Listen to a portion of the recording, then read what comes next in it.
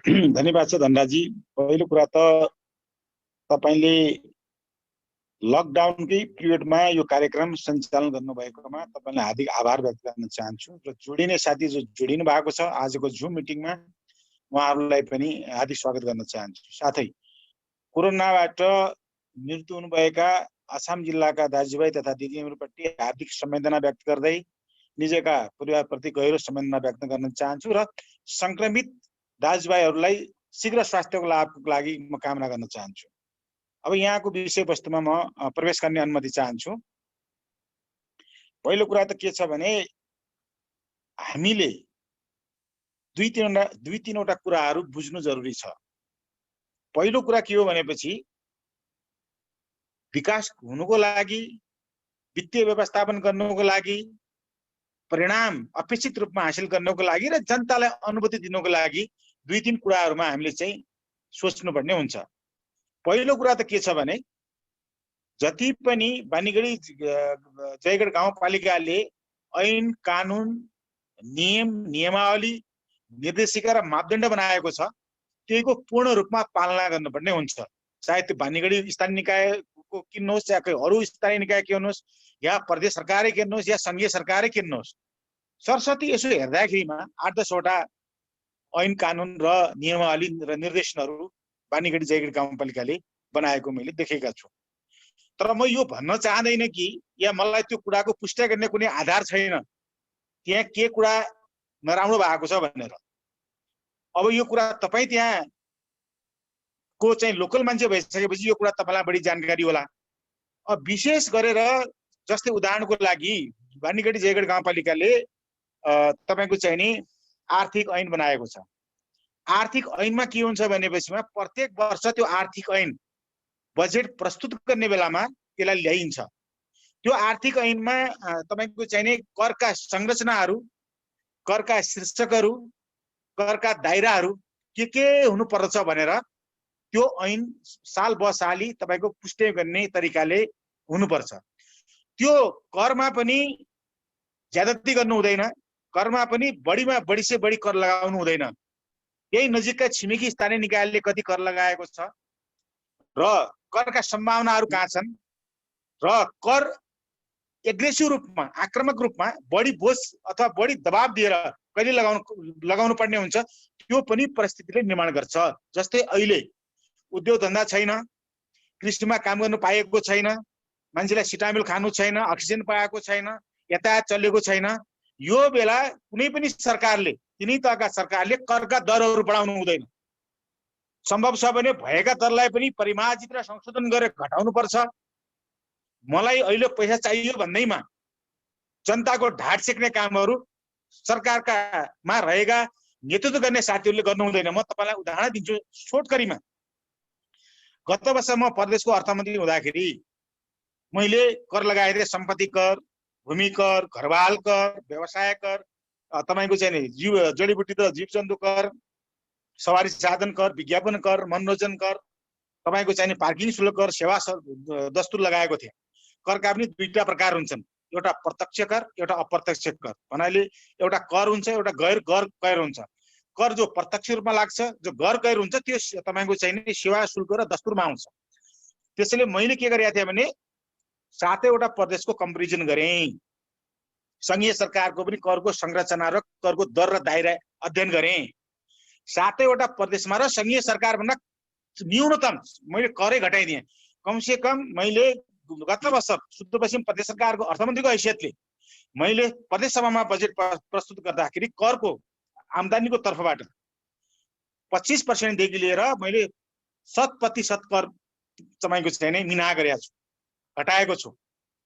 अब अहिले के छ भने कुनै पनि आय स्रोत नहुने बेलामा व्यवसायीलाई करको मारमा लिनु हुँदैन, आम जनतालाई करको मारमा लिनु हुँदैन र अन्य तपाईको चाहिँ लघु तथा मध्यम स्तरका व्यवसायहरूलाई पनि करको दायरामा चपेट्नु हुँदैन। बरु प्रशासनिक खर्च घटाउनु पर्यो, करको दर होइन दायरा बढाउनु पर्यो।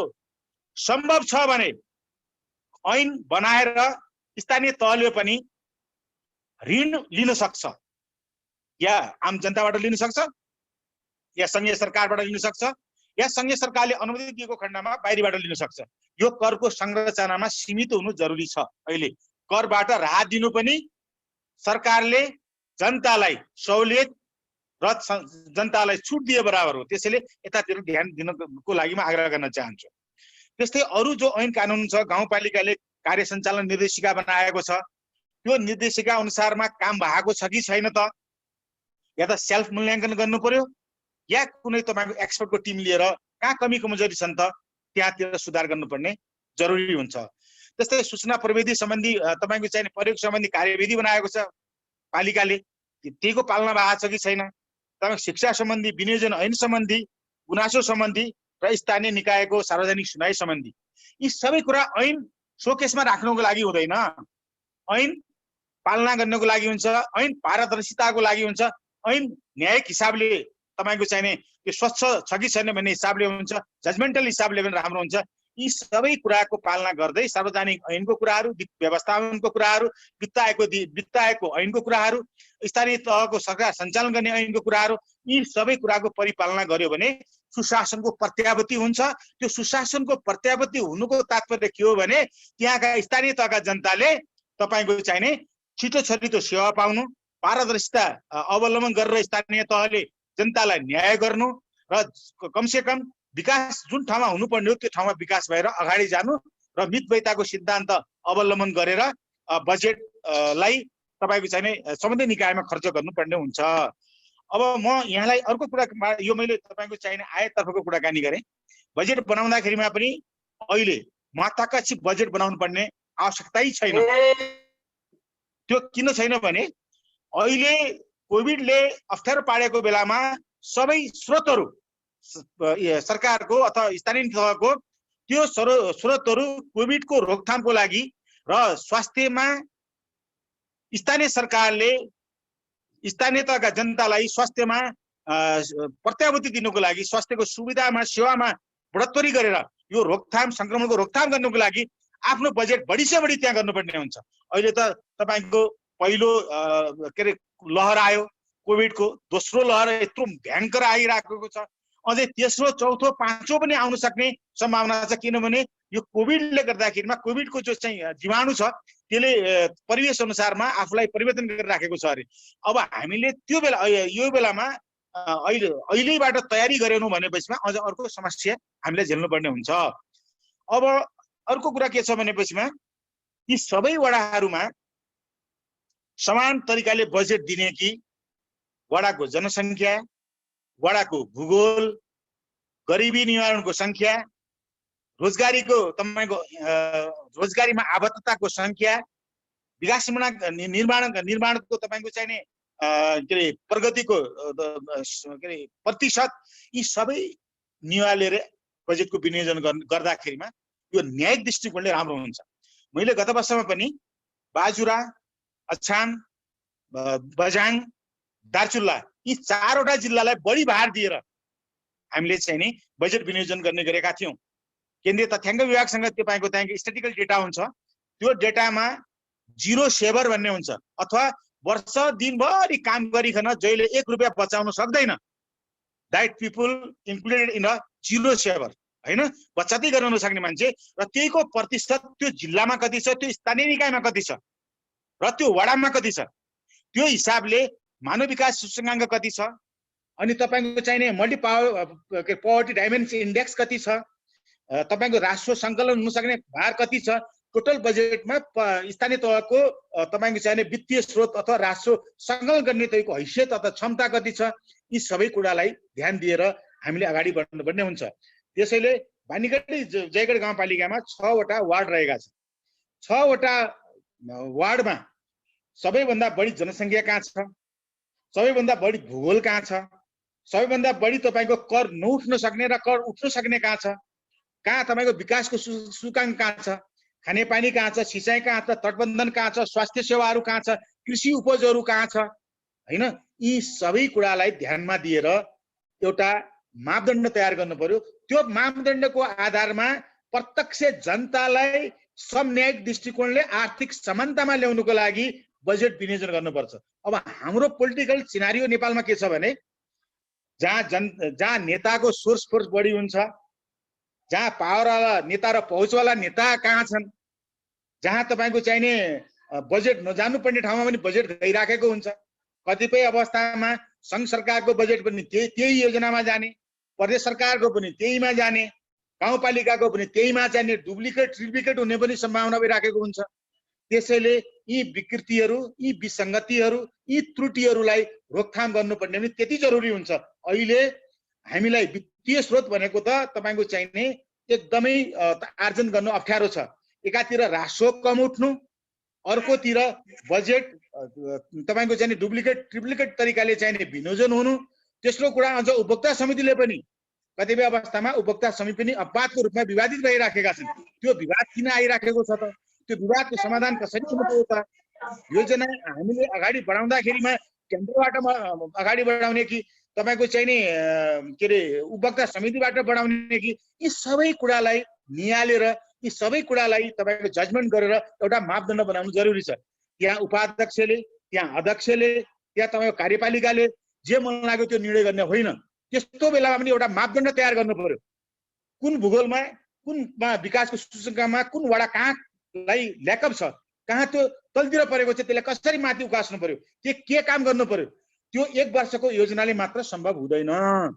हामीसँग बजेट बनाउने अनुभव छैन। हेर्नुहोस्, 2074 सालदेखि बल्ल बल्ल हामी आएका हौँ यो बजेट बनाउने तरिकामा। या प्रदेश सरकार भन्नुहोस् या स्थानीय तह भन्नुहोस्, सङ्घ सरकारले त 72 वर्ष अगाडिदेखि नै बनाउँदै आइराखेको छ।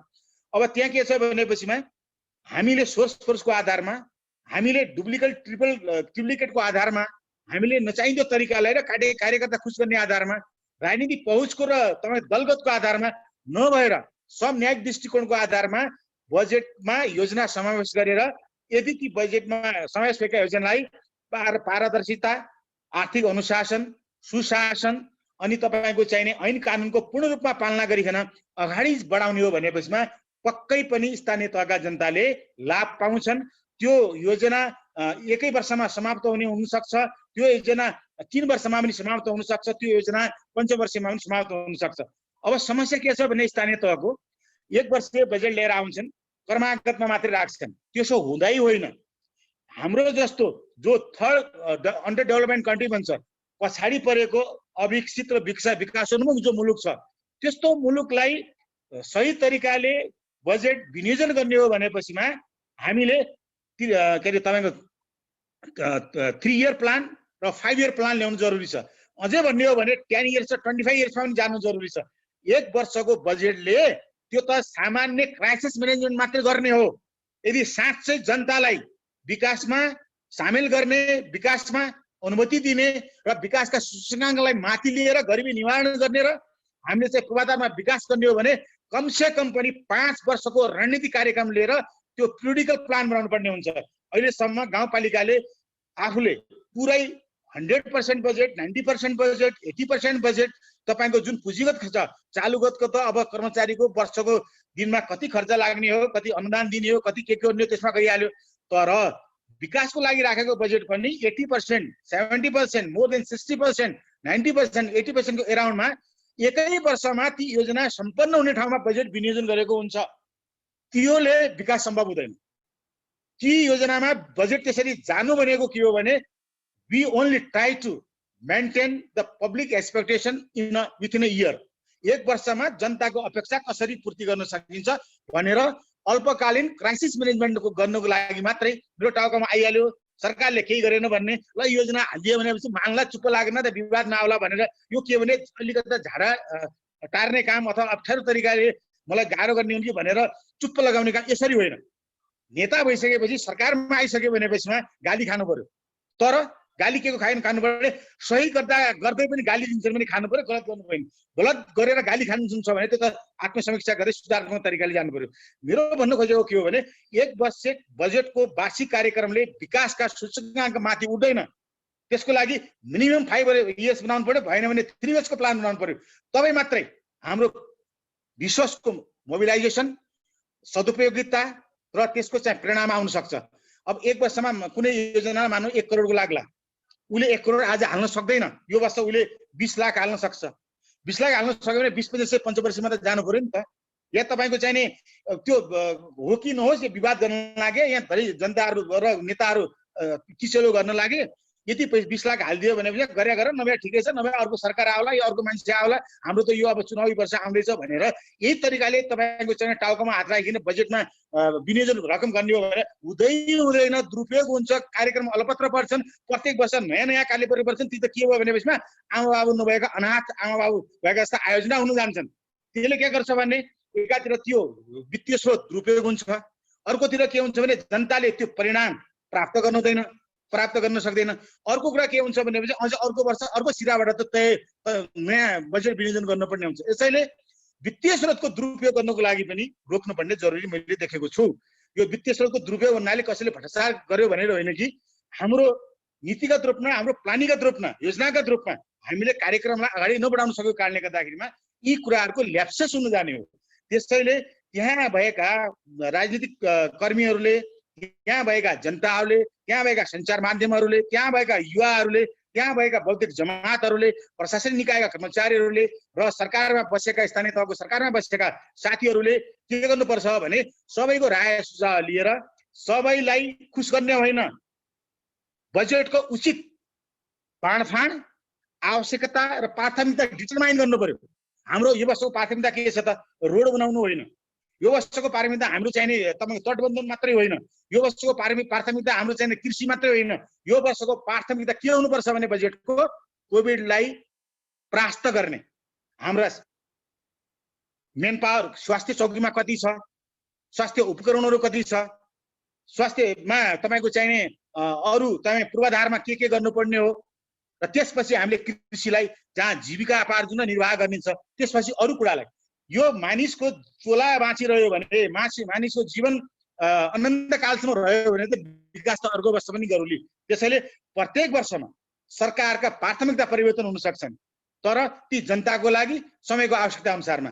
यो कुरालाई मध्यनजर गर्दै हामीले विकासका बाटाहरू अगाडि बढाउनु पर्ने हुन्छ र वार्षिक कार्यक्रम होइन, आवधिक प्लान 3 वर्षीय 5 वर्षीय या त्योभन्दा बढी वर्षका कार्यक्रम ल्याउनु पर्ने हुन्छ। र हामीले महत्वाकांक्षी होइन, हामीले आवश्यकता अनुसार र हाम्रो स्रोतको आकलन गरेर बजेट ल्याउनु पर्ने हुन्छ। यहाँ कस्तो छ भने तपाईको स्रोत तामतुम गरेर 10 करोड रुपियाँ हुन्छ, हामी 12-15 करोडका काम गरिरहेका हुन्छौँ र त्यहाँ सर्टफल हुने कार्यक्रम कहीँ सम्पर्क अनुदानबाट, प्रदेश सरकारबाट यति आउने हो, संघ सरकारबाट यति आउने हो, हाम्रो राष्ट्रबाट यति लिने हो भने हाइपोथेसिस तरिकाले कल्पनामा मात्रै त्यहाँ पुलिन्दा मानेका हुन्छौँ के, त्यो जनतालाई देखाउने मात्रै हो। अर्को वर्ष के हुन्छ? त्यसरी महत्वाकांक्षी योजना हाल्छौँ हामी, काम हुँदैन, बजेट अपुग हुन्छ, अझ अर्को वर्ष त ती योजना मारमा पर्छन्, कतिपय कार्यान्वयनको चरणमा जाँदैन, गएका कार्यक्रमहरू पनि सम्पन्न हुन सक्दैन। यी सबै कुरालाई डिटरमाइन गरेर, एनालाइसिस गरेर, स्टडी गरेर जनतालाई अहिले कोभिडबाट बचाउनको लागि बजेट केन्द्रित हुनुपर्छ भन्ने मेरो धारणा रहेको छ। धनराज, अरू के सोध्नु छ भने भन्नुहोस्। अब अहिले 5 वर्षको कार्यकाल पाएका जनप्रतिनिधिहरूका लागि अन्तिम वर्ष जो यो छ, कार्यकालको अन्तिम वर्ष निकै समस्याका रूपमा पनि स्वर्णिम कार्यकालका रूपमा मनाउने कि भन्ने खालको अवसर पनि छ। अब यो बानीगढी जयगढ गाउँपालिकाका जनप्रतिनिधिका विषयमा कुराकानी गर्ने हो भने अहिले अब असार 10 गते जो स्थानीय तहको बजेट ल्याउने तयारी भइराखेको छ, यो बेला अन्तिम वर्षको बजेट चाहिँ बानीगढी जयगढ गाउँपालिकाले कुन क्षेत्रमा केन्द्रित गर्दा बढीभन्दा बढी जनता लाभान्वित हुन सक्लान्? यहाँ गाउँपालिका उपाध्यक्षज्यू पनि कार्यक्रममा सहभागी हुनु भएका नाताले के सुझाव दिनुहुन्छ यहाँले चाहिँ? म गाउँपालिकाका उपाध्यक्षज्यूलाई पनि हार्दिक स्वागत गर्न चाहन्छु यो कार्यक्रममा, र सम्भवतः अध्यक्षज्यू पनि आइदिएको भए सुनमा सुगन्धै हुन्थ्यो होला। अब उहाँ खै मलाई थाहा भएन यस विषयमा। अब मेरो यसमा भनाइ के छ भने प्रष्ट रूपमा अहिले विश्वव्यापी रूपमा कोरोनाको संक्रमणले गर्दाखेरिमा विश्व मानव समुदाय थला परेको छ। मान्छे आफ्नै घरमा जेलखानामा बसे जस्तै बस्न बाध्य छन्। मान्छे बितिसके पनि मलाम जान सक्ने परिस्थिति छैन। यो परिस्थितिमा अर्को मुलुकबाट हामीलाई सहयोग पाउन सकिएला भन्ने अपेक्षा पनि छैन। यो विश्वव्यापी रूपमा यत्रो ठुलो चरम संक्रमण भइसक्यो भनेपछिमा अमेरिका, चाइना र युरोपियन मुलुकहरू पनि आफ्ना नागरिकहरूलाई सुरक्षाको प्रत्याभूति दिन सकिराखेका छैन। त्यसैले स्थानीय तहले विशेष गरेर बानीगढी जयगढ गाउँपालिकाले यसपालिको बजेट ल्याउँदाखेरि र बजेट विनियोजन गर्दाखेरिमा विशेषतया प्राथमिकताका साथ अति महत्त्वपूर्ण किसिमले कोभिडलाई परास्त गर्ने, स्वास्थ्य सेवामा जनतालाई सुरक्षाको प्रत्याभूति दिने, जीवधन जोगाउने र कसैको पनि कोभिडले गर्दाखेरिमा या स्वास्थ्य सुविधाको असुविधाले गर्दाखेरिमा कसैको मृत्यु नहोस् र संक्रमणलाई रोकथाम गर्ने र त्यहाँका जनतालाई औषधिमूलक उपचारमा कुनै किसिमको अभाव नहुने गरेर बजेट केन्द्रित गर्नुपर्छ भन्ने मेरो विनम्र आग्रह र सुझाव रहेको छ धनराजी। अब हामीले भ्रष्टाचार मुक्त समाज र समृद्धिको कुराकानी गर्दै गर्दा सबैभन्दा बढी नागरिकहरूले जानकारी पाइराख्नु पर्ने भनेको विषयवस्तु भनेको विकास निर्माणका योजनाहरूलाई कसरी चाहिँ पारदर्शी रूपमा सम्पन्न गर्न सकिन्छ भन्ने विषय चाहिँ अरू विषयभन्दा महत्त्वपूर्ण विषय हुन जान्छ। यसकारण गाउँठाउँमा सञ्चालन हुने विकास निर्माणका क्रियाकलापहरूमा युवाहरूले चाहिँ के कसरी निगरानी राख्न सक्लान्? अब दुईटा कुराले निगरानी राख्नुपर्ने हुन्छ। हेर्नुहोस् है, एउटा निगरानी राख्ने चरण के हो भने ऐन कानुनलाई समातेर जे ऐन कानुन नीति नियमावली निर्देशिका मापदण्ड छन् प्रचलित त्यसमा टेकेर हामीले तपाईको चाहिँ निगरानी गर्नुपर्ने हुन्छ। अर्को आम जनताको किसिमले र राजनीतिक दृष्टिकोणले त्यो के हो त भनेपछिमा आम जनताले पनि नचाहिँदो कुराले अथवा राजनीतिक पार्टीहरूले पनि नचाहिँदो कुराले पार्टीगत हिसाबले र राजनीतिकरणको हिसाबले होइन कि आम जनभावनालाई समेट्ने किसिमले र न्यायिक दृष्टिकोणले के गर्नुपर्ने हुन्छ भने ती योजना साँच्चै नीति नियमसँग सञ्चालित छ कि छैन त भन्ने तपाईको चाहिने पहरेदारी गरिराख्नुपर्ने हुन्छ। त्यहाँ जस्तै तपाईको चाहिने जहाँ टेन्डर हुन्छ त्यहाँ सार्वजनिक खरिद ऐन र सार्वजनिक खरिद नियमावली आकर्षण भएको हुन्छ। जहाँ तपाईको उपभोक्ताले काम गर्नुपर्ने हुन्छ त्यो उपभोक्ताले काम गर्ने ठाउँमा अलि विवादित बन्न सक्ने अवस्था रहन्छ। किन रहन्छ भनेपछिमा त्यो ऐनबाट उपभोक्ता समिति परिचालन हुँदैन, त्यो निर्देशिका या कुनै घटना आदेशबाट उपभोक्ता समिति परिचालन भएको हुन्छ। त्यहाँ विभिन्न समुदायका विभिन्न राजनीतिक आस्था राख्ने या एउटा राजनीतिक पार्टी या दुईटा राजनीतिक पार्टीसँग आस्था राख्ने मान्छेहरू त्यो उपभोक्ता समितिका सदस्य या पदाधिकारी भएका हुन्छन्। त्यसैले यहाँनिर समस्या के हुन्छ भने त्यहाँ कतै अरू तपाईको के अरे रकमको दुरुपयोग हुन सक्ने समस्या बढ्न सक्ने भन्ने अरूले आकलन गरेका हुन्छन् आम जनताले। त्यस्तो अवस्थामा तपाईको चाहिने आम नागरिकको हिसाबले र राजनीतिक पार्टी कर्मीको हिसाबले बौद्धिक जमातको हिसाबले र तपाई सञ्चार कर्मीको हिसाबले खबरदारी गर्नुपर्ने हुन्छ। त्यो योजनाको रकम कति थियो, त्यो योजनामा क्वान्टिटी कति थियो, कहिले के अरे तपाईको चाहिने स्टार्ट भयो, कहिले चाहिँ सम्पन्न हुने हो र त्यसको क्वालिटीमा के छ र त्यो भने जति परिमाणमा अनुसार भएको छ कि छैन, अनि सार्वजनिक सुनाइमा अनि त्यो कुराको कसरी प्रस्तुतिकरण भएको छ या सार्वजनिक सुनाइ भयो कि भएनन्, यी सबै कुराले गर्दाखेरिमा आम जनसमुदायले यो मेरो योजना हो, यो गाउँपालिकाको मात्रै होइन यो सबै गाउँपालिकाको यो चाहिने तपाईको चाहिने हक र अधिकार राख्ने योजना हो, यो मेरो योजना हो, यो हाम्रो योजना हो। हामी सबै मिलेर खबरदारी गर्यो भने हामी सबै मिलेर सकारात्मक सोचका साथमा यो योजनालाई पनि सम्पन्न गर्ने सहयोग गर्न खोजेपछि या त्यहाँ कुनै विघ्न बाधा आएपछिमा त्यसलाई हटाउने या समाधान गर्ने या त्यसमा कुनै गलत हुन गएको अवस्थामा कानुनी कार्यवाहीमा पनि त्यसलाई लिन सक्ने यो मेरो नैतिक जिम्मेदारी हो भनेर सबै नागरिकले जवाबदारी भएर नैतिक जिम्मेवारी लिएर मलाई लाग्छ त्यसमा जानुपर्छ। तर प्रचलित कानुनभन्दा बाहिरी गएर त्यस किसिमले अरू काम पनि गर्नु हुँदैन, किनभने कानुनको पनि आफ्नो लिमिटेसन हुन्छ। कानुनभन्दा बाहिरी गएर कसैले केही गर्नु मिल्दैन।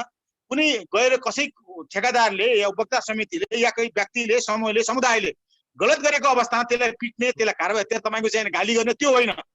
त्यसको लागि कानुनमा बमोजिम लिएर जाने हो। कानुनमा के भनेको छ त अदालतमा मुद्दा हाल्ने कि जिल्ला प्रशासनमा मुद्दा हाल्ने कि तपाईँको चाहिँ त्योभन्दा उपल्लो निकायमा जाने कि अनि तपाईँको चाहिँ गाउँ के अरे पालिकाको स्थानीय तहमा जाने कि वडाको स्थानीय निकायमा जाने कि त्यो तरिकाले गयो भने मलाई लाग्छ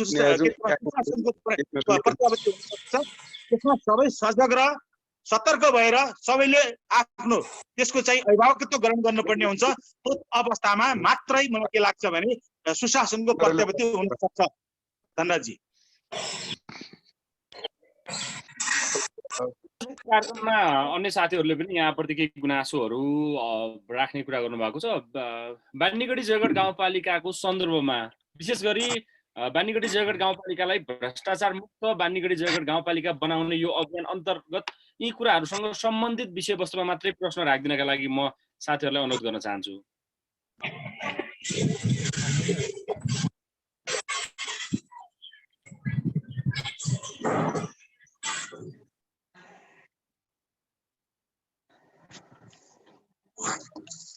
हात उठाउनु भएको छ साथीहरूले। रूपकुमार राहुल हात उठाएको साथीहरूले अनम्युट गरेर दिनु होला।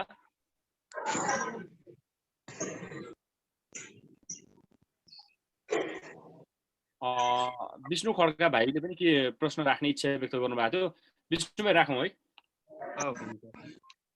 सबैलाई नमस्ते, म चाहिँ विष्णुबहादुर खड्का गाद्राबाट। यहाँ चाहिँ हाम्रो उपाध्यक्ष ज्यू र मन्त्रीज्यू जोडिनु भएको कारणले गर्दा हामीलाई चासो चाहिँ लागेको कुरा प्रदेशबाट आउने बजेटमा पूर्ण रूपमा पार्टीका व्यक्तिहरूको खल्तीको बजेट योजना हुन्छ कि सम्बन्धित क्षेत्रका प्रतिनिधिहरूको जनप्रतिनिधिहरूको सहभागिता पनि हुन्छ, पालिका भन्दा धेरै प्रदेशको बजेटमा भ्रष्टाचार भएको हो कि भन्ने मलाई लागेको छ। यस विषयमा अलि केही जान्न पाए हुन्थ्यो भन्ने लागेको छ। धन्यवाद। सबैको प्रश्न भन्दा हुन्छ, म लास्टमा सबैको उत्तर दिन्छु सँगैसँगै। हुन्छ, अन्य साथीहरूसँग पनि विशेष गरी मैले आग्रह गरेँ यो अभियान अन्तर्गत रहेर मात्रै प्रश्न गरिदिनु होला। विशेष गरी अब यो समृद्ध बानीगढी जयगढ गाउँपालिकाका निम्ति हामी युवाले कस्तो भूमिका खेल्ने, बानीगढी जयगढ गाउँपालिकालाई कसरी भ्रष्टाचार मुक्त बनाउने भन्ने विषयमा जुन खालको यो अभियान यो गन्थन मन्थन सुरु गरेका छ, यो विषय वस्तुसँग सम्बन्धित रहेर मात्र प्रश्न गरिदिनका लागि चाहिँ म अनुरोध गर्न चाहन्छु सबैलाई।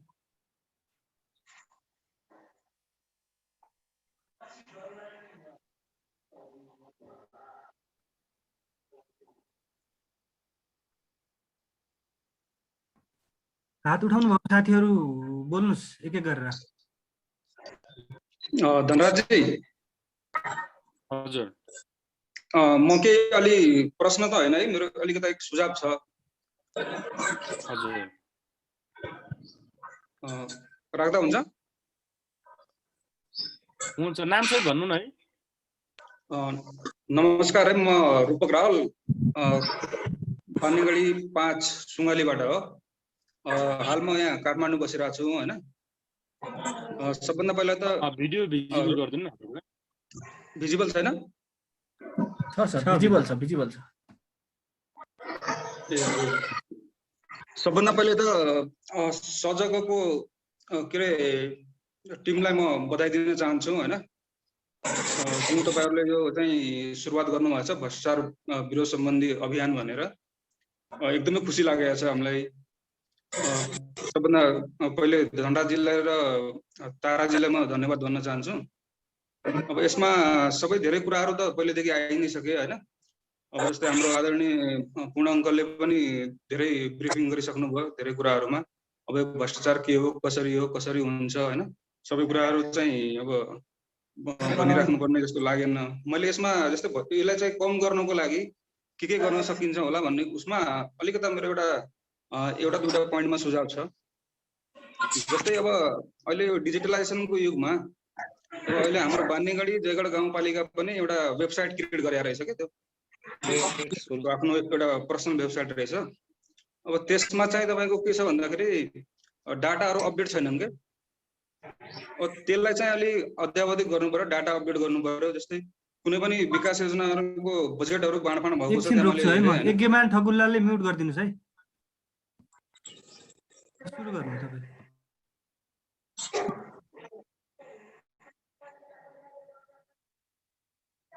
रूपक सर बोल्दा हुन्छ। हजुर हजुर, त्यही त, त्यो जस्तै मैले भन्न खोजेको कि बानीगढी जयगढ गाउँपालिकाको जुन वेबसाइट छ, किनकि हामी त तपाईँको कस्तो छ भन्दाखेरि त्यहाँ गाउँमा बस्दैनौँ, त्यो गाउँभन्दा बाहिर पनि देश विदेशमा धेरै त्यहाँसँग सरोकार राख्ने र इन्ट्रेस्ट राख्ने चासो राख्ने साथीहरू धेरै बाहिर पनि हुनुहुन्छ होइन। अब त्यसको लागि त्यसको वेबसाइटमा जस्तै तपाईँको मासिक बजेटहरूको खर्च कति छ, बजेटको के शीर्षकमा खर्च भयो होइन, कति खर्च भयो, कहाँ खर्च भयो, त्यसको डाटाहरू चाहिँ त्यसमा अपडेट गरेको भए त्रैमासिक भयो अथवा वार्षिक अर्धवार्षिक जे हुन्छ त्यो भयो। अनि एउटा आर्थिक प्रतिवेदनको कुरा छ होइन, 74-75 सालको पनि त्यसमा छैन के। अब यो अहिले 77-78 पनि इन्डिङतिर आइसक्यो होइन, त्यो कुनै डाटाहरू त्यसमा उपलब्ध छैन। खालि त्यहाँ विनियोजन गरेको छ कि फलानु वाडामा यति, फलानु वाडामा यति, यो शीर्षकमा यति, तर त्यो भयो कि भएन त, त्यसको अनुगमनको पाटा अलिकता कमजोर लाग्यो क्या मलाई। एउटा कुरा त्यो भयो होइन। अब किनकि तपाईँको अर्को भनेको जस्तै अब जस्तो भ्रष्टाचार भयो भएन भन्ने कुराहरू अब हामीहरूलाई भन्दा पनि अब त्यहाँ बस्नेहरूलाई बढी थाहा हुन्छ। अब केमा भइरहेछ, कसरी भइरहेछ होइन। अस्तिको कुराहरू पनि निस्के, अब त्यसमा पनि हामीले त्यो कुराहरूमा धेरै इन्ट्रेस्ट राखिरहेछौँ, कसरी भयो के भयो भन्ने कुराहरू। यदि भएको छ छैन भन्ने कुरा अब व्यक्तिगत हिसाबमा ब्लेम गर्नुभन्दा पनि तथ्यको आधारमा गर्दा राम्रो हुन्छ जस्तो लागिरहेछ। किनकि त्यसको पछाडिको तथ्य प्रमाणहरू छ कि छैन होइन। अनि त्यसपछि एउटा उजुरी गर्ने बानीको विकास गर्नु पर्यो क्या हामीले सबभन्दा पहिला। अब थाहा भइसकेपछि उजुरी गर्ने, उजुरी गरिसकेपछि छानबिन हुन्छ, छानबिन भइसकेपछि त्यसको कन्क्लुजन के आयो त, कारबाही भयो भएन होइन, त्यसपछि अगाडि के प्रोसेस भयो, त्यो पनि त्यस्ता कुराहरू पनि हामीलाई चाहिँ अलिकता जान्न पाएको भए हुन्थ्यो।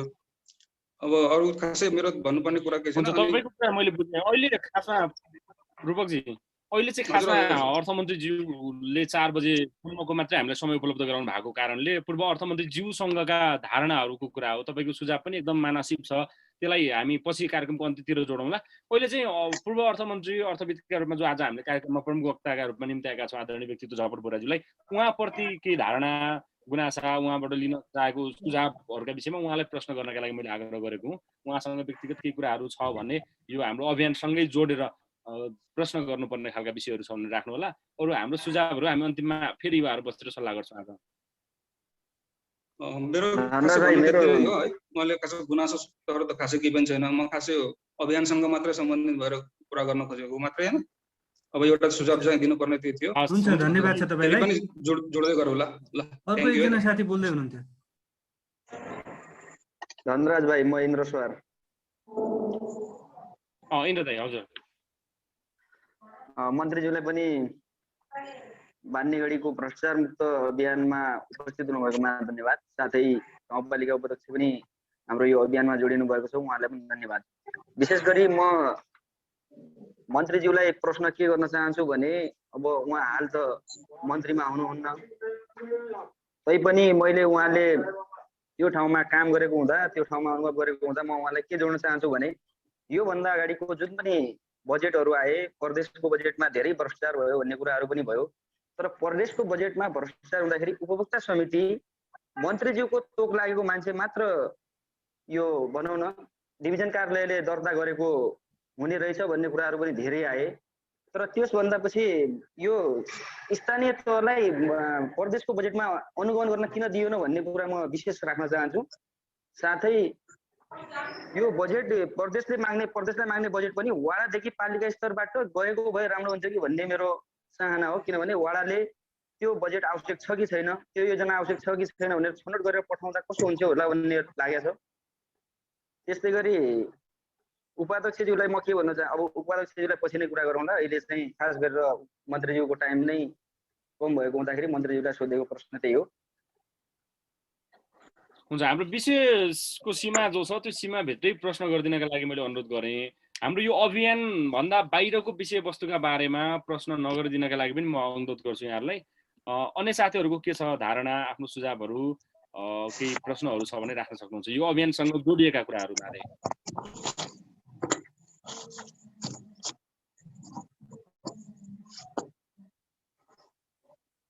विष्णु खड्का भाइले के बोल्न खोजिराख्नु भएको थियो अघि?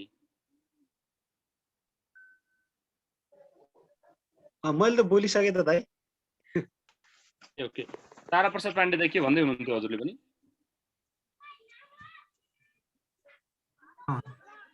आजको प्रमुख वक्ताको रूपमा आउनुभएको पूर्व मन्त्री झपट बोराज्यूलाई यहाँ हार्दिक स्वागत छ समृद्ध जयगढ गन्तव्य अभियानमा।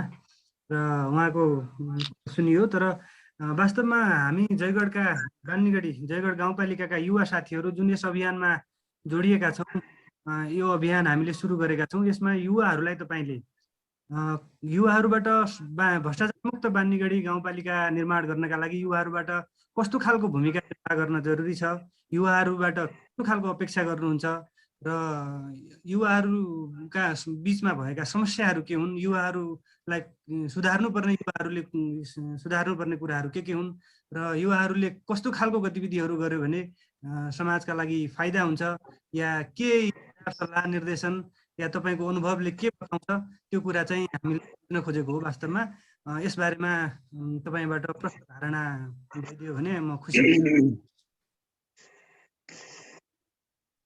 अन्य साथीहरू कोही केही छोटोमा राख्न चाहनुहुन्छ भने कृपया राख्नु होला। शमशेर साउद पनि जोडिनु भएको छ। यो कार्यक्रममा ठ्याक्कै नामै तोकेर फलानु भन्नुहोस् भन्दा पनि आफ्नो इच्छा लाएर आफै चाहिँ अनम्युट गरेर बोलिदिनु होला है त। अर्थमन्त्री भनौँ न, हामीले छोटकरी बुझ्ने अर्थमन्त्रीज्यूलाई हाम्रो यो कार्यक्रममा आउनुभएको छ। सर्वप्रथम उहाँलाई नमस्कार टक्राउन चाहन्छु। नमस्ते। अनि यस्तो बान्नीगढीका जुन सजग यो अभियान अन्तर्गत युवाहरू जागरुक रूपमा लागिराख्नु भएको छ, हामीले अब यो सम्बन्धित विषयवस्तुमा प्रश्न गर्दाखेरि त्यो अभियानमा तपाईँले कसरी सहयोग गर्न सक्नुहुन्छ? अब त्यो तपाईँको अनि प्रतिबद्धता के हुन सक्छन् त्यस अभियानका लागि, त्यो कुरा पनि अलिकति यो हजुरले प्रष्टसँग राखिदिनु भयो भने अझ सान्दर्भिक हुन्थ्यो कि।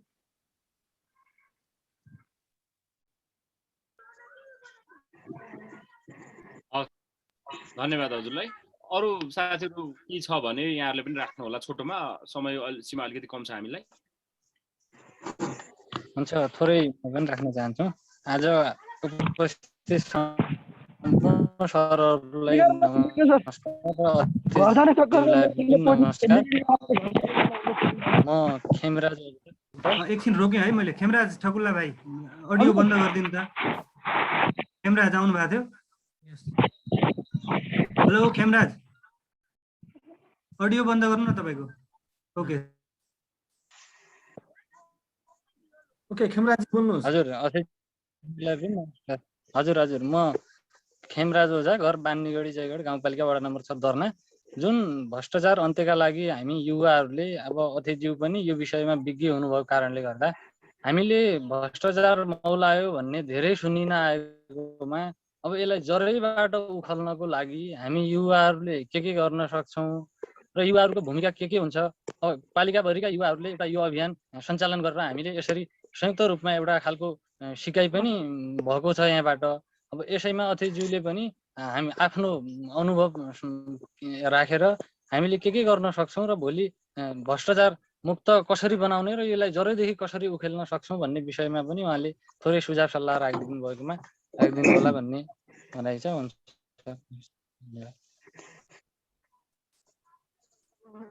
अरू साथीहरूको छ भने छोटोमा चाँडो। के हो प्रश्न? एकछिन। सम्पूर्णलाई नमस्ते। म गणेश साउद अनि आजको यस कार्यक्रमका विशिष्ट अतिथि भनौँ न प्रमुख प्रवक्ता हाम्रा पूर्व अर्थमन्त्री जफर बोहराज्यूलाई सर्वप्रथम नमस्ते भन्न चाहन्छु। खासमा मैले अस्ति फर्स्ट टाइमको कार्यक्रममा पनि बोलेको थिएँ। आज पनि थोरै बोलौँ कि आफ्ना मनका इच्छाहरू राखौँ भन्ने तरिकाले आएको छु। खासमा फर्स्ट अफ अल जस्तो जो अघि पनि एकचोटि प्रदेशका बजेटका कुराहरू आएका छन्, खासमा मैले पनि देखेको के हो भने सबभन्दा फर्स्टमा वडाको हाम्रो पालिकाको बजेट आफ्नो ठाउँमा छँदैछ, त्यो छुट्टी कुरा हो। मतलब त्यसमा भ्रष्टाचार भएको छैन भन्ने होइन, भन्नु भएको छ। प्रदेशबाट छुट्याइएका बजेटका नाइकेहरू पनि त्यही पालिकाभित्रका हुन्, प्लस पालिकाभित्रको बजेट छुट्याइकन जे जसो गरे पनि ती नाइके नै हुन्। फर्स्टमा तपाईँले बढी जसो के हो भने जस्तो प्रदेशबाट आएका बजेटहरू जति पनि छन् गोप्य तरिकाले, जस्तो पार्टीका आफ्ना आफन्त या कुनै जिल्ला कमिटी सदस्य या जिल्ला कमिटी अध्यक्ष या कुनै भनौँ न गाउँ कमिटी अध्यक्ष या युवा सङ्घ यति मिलेर जुन खालको उपभोक्ता समिति बनाइकन छुट्टै तरिकाले एकान्त तरिकाले बनाइकन जो बजेटलाई पास गरिकन हुन्छ नि, त्यो कार्यकर्ता पाल्ने खालको जो प्रवृत्ति भएको छ, होइन। त्यसलाई चाहिँ अलिकति जो अब 2 वर्ष कार्यकाल तपाईँले खानुभएको छ त्यसको जति पनि तपाईँले दिनुभएको बजेट आफ्नो अछाम जिल्ला हामी त प्राय गरी झपट बोरा भनेको अछाम जिल्लाको नेता भनेर चिन्छौँ। सुदूरपश्चिमको अर्थमन्त्री भयो भने तर हामी अछाम जिल्लाको नेता हुन्, हाम्रा आफ्ना हुन् भनेर बढी चिन्छौँ। त्यसैले हामी बढी अलिकति कर हामी अलिक बढी नै कर लाउन सकौँला भन्ने जस्तो मलाई लागिरहेछ। त्यसैले मैले क्वेसन पनि त्यही तरिकाले गरेको। त्यसैले तपाईँले 2 वर्षको कार्यकालमा जति पनि अछाम जिल्लालाई धर्ना होस् या जयगढ बान्नीगढी गाउँपालिका जति पनि तपाईँले बजेट राख्नु भएको छ एकचोटि जब तपाईँ अछाम फर्किँदा एकचोटि जसलाई बजेटको रूपमा के अरे भनौँ न रोड होस् बाटोघाटो खानेपानीदेखि लिएर हरेक कुराहरूमा जति तपाईँले बजेट गर्नुभएको एकैचोटि आएर तपाईँलाई बजेट माग्नेहरू एकैचोटि क्वेसन गरिदिनु पर्ला कहाँ गयो के बनाउनु भयो भनेर मेरो आग्रह पनि हो। किनभने यो तपाईँले आफ्नो अछाम जिल्लाको लागि आफ्नो समुदायका लागि छुट्याएको पैसा त्यसको खोजी नीति गर्न तपाईँले पनि अलिकति क्वेसन उठाइदिनु पर्ने आवश्यक देख्छु। हाम्रो भूमिका हामी जो एउटा प्रोग्राम गरेर राखेको छ हाम्रो भूमिका आफ्नो ठाउँमा रहनेछ। त्यसका लागि तपाईँको पनि सहयोगको हामी अपेक्षा गरेका छौँ। प्लस तपाईँले पनि छुट्याउनु भएको आफ्नो समाज आफ्नो अछाम जिल्ला आफ्नो बान्नीगढी गाउँपालिका भन्न जति पनि गरिदिनु भएको छ त्यसका लागि पनि तपाईँले एकचोटि आएर क्वेसन गरिदिनु होला भन्ने म आशामा पनि छु। अब युवाको हकमा भन्नुपर्दा जति म पीडित छु बान्नीगढी गाउँपालिकामा त्यहाँ बान्नीगढी गाउँपालिकाभित्र रहेर म जति पीडित छु भन्नुपर्छ म जस्तै कति युवा पीडित होला यो भ्रष्टाचार यो सायद भनौँ न हरेक कुराहरूमा जति हामी पीडित छौँ सायद कुनै ठाउँमा छैनन्। यो कुरा अब अहिले म यो भनौँ न लाइन यो छैन अहिले कुरा गर्न त्यति व्यक्तिगत तरिकाले नमिल्ला तर त्यस्तो खालको अवस्था छ। त्यसैले अर्थमन्त्रीजीले यस्तो कुराहरूमा पनि थोरै केयर गरिकन मैले हामीले के अरे सङ्घीय सरकार या प्रदेश सरकारले छिटाएका रकमहरू कहाँ गयो त कहाँ टार्गेट अनुसार काम भयो कि भएन त कति भयो त्यसको लागि थोरै गएर क्वेसन गरिदिनु पर्ने अति जरुरी देख्छु। किनभने तपाईँको नाम बिचरा जस्तो अर्थमन्त्री झपट बोराले हालेको बजेट हो भनेर पनि खाएर मोज मस्ती गरेको हामीले मेरो आँखा अगाडि देखेको छु। 100% छ यसमा कुनै कमेन्ट छैन। म तपाईँको प्रमाणसहित म तपाईँको फेस टु फेस तपाईँ म जयगढ बजारमा आउनुहुन्छ भने म तपाईँलाई भेटाइदिन सक्छु। त्यस्ता मान्छे पनि छन् होइन। त्यो कुराहरूमा तपाईँले अलिकति क्वेसन गरिदिनु हुन किनभने तपाईँको नामले धेरैले त्यहाँ बजेट बचाएका भ्रष्टाचार धेरै भएको हामीले देखेका छौँ। मैले मेरो आँखाले देखेको छु। बस मैले यतिमै मेरो आफ्नो 2 शब्द राख्छु। मोबाइल स्विच अफ हुन थालेको छ सायद म लिफ्ट हेर्न सक्छु होला। हस् धन्यवाद। हस् धन्यवाद यहाँलाई। अब यसपछि प्रमुख वक्ताज्यूबाट सुनौँ विभिन्न गुनासोहरू आएका छन्। हजुर ल मेरो पाला आयो। हेलो हजुर हुन्छ। यहाँ रूपक ठकुलाज्यूले हामीले सोचे जस्तो बान्नीगढी बनाउन युवाहरूले के गर्नुपर्छ केही सुझाव को अपेक्षा गर्नुभएको छ हजुरबाट। धेरै साथीहरूले हजुरबाट सुझावकै अपेक्षा गरेर कुरा राख्नु भएको छ। हुन्छ म अब प्रत्युत्तर अथवा मलाई सोधिएका प्रश्नको उत्तर दिने प्रयत्न गर्दैछु। जति पनि यो जुम मिटिङमा जोडिएका साथीहरूले प्रश्न गर्नुभएको छ म त्यो प्रश्न गर्ने साथीहरूलाई हार्दिक धन्यवाद ज्ञापन गर्न चाहन्छु। कुनै आग्रह पूर्वाग्रह नराखेर मैले सोधिएका प्रश्नको उत्तर दिनेछु। जस्तै पहिलो प्रश्न आएको थियो साथीबाट कि प्रदेशबाट आउने बजेटमा पार्टीको खल्तीका मान्छेलाई मात्रै दिने गरेका छन् त्यहाँ भ्रष्टाचार हुने गरेको छ भनेर। म पहिलो कुरा यहाँलाई के भन्न चाहन्छु भने प्रदेश सरकारले आफ्नो निकाय मार्फत काम गर्छ वा स्थानीय तह मार्फत काम गराउँछ। सोच चाहिँ कुनै मन्त्रीले आफै काम गर्ने होइन र काम गराउने पनि होइन। अब यहाँलाई कसरी लाग्यो कि आफ्ना खल्तीका मान्छेलाई दियो भनेर? प्रदेश सरकारको जिल्ला स्थित कार्यालयमा आउने बजेट या त टेन्डरबाट खर्च होला या उपभोक्ता समितिबाट खर्च होला र प्रदेश सरकारबाट आउने बजेट स्थानीय तहलाई सशर्त अनुदानको रूपमा आउँछ या स्थानीय तहले बजेट के टेन्डरबाट काम गराउँछ या तपाईको उपभोक्ता समितिबाट गराउँछ। यहाँ मन्त्रीको अपव्याख्या कसरी भयो होला या मन्त्रीले गलत काम गर्यो भन्ने कुराहरू कहाँबाट प्रश्न उठ्यो? नम्बर 1, यदि मेरो 7 पुस्ता हो र 7 पुस्ता पर कसैले पनि उपभोक्ता समितिमा बसेर त्यहाँ काम गरेको र बेमानी गरेको छ भनेपछिमा म कानुनको कठघरामा उभ्याउने यो आज जुम मिटिङ मार्फत तपाईलाई प्रतिबद्धता जाहेर गर्न चाहन्छु। कसै मार्फत झपटबोराले चिया खायो, कसै मार्फत झपटबोराले के खायो या 1 पैसा, अरु 100 रुपैयाँको त कुरै छोड्दिउँ, 1 पैसा पनि झपटबोरासँग सम्बन्ध रहेको भन्ने कुराहरू तपाई प्रमाण र तथ्यसहित ल्याउनुहोस्। म राजनीति गर्दैन आजबाट, यो मेरो तपाईलाई चुनौती भयो। त्यसैले साथीयो, विरोधको लागि विरोध गर्नुपर्ने आवश्यकता छैन, तथ्य ल्याएर आउनुहोस्। म कानुनको कठघरामा ती मान्छेलाई उभ्याउन चाहन्छु, यो मैले यहाँलाई भने। र मेरा तपाईले खल्तीका मान्छे कोही पनि छैन, सबै जनताको लागि विकास गर्नुपर्ने कुराहरूमा को खल्तीका को बाहिरका भनेर हुन्छ। त्यो दृष्टिकोण पाल्यो भनेपछिमा मलाई के लाग्छ भने हाम्रो यो अभियान पनि सार्थक रूपमा अगाडि जाँदैन। जहिले पनि सकारात्मक सोच राख्नुपर्छ र गलत गर्ने मान्छेलाई कानुनको कठघरामा उभ्याउनु पर्छ, त्यो हामीसँग क्षमता हुनुपर्छ। मैले यो कुराहरू यहाँलाई भने। अर्को फेरि त्यही उपभोक्ता समितिको प्रश्न गर्नुभएको छ अर्को साथीले पनि कि मन्त्रीले भनेका मान्छेलाई मात्रै तपाईको चाहिँ नि तपाईको उ गरे, मन्त्रीले भनेका मान्छेलाई मात्रै उपभोक्ता समितिमा राखे भनेर।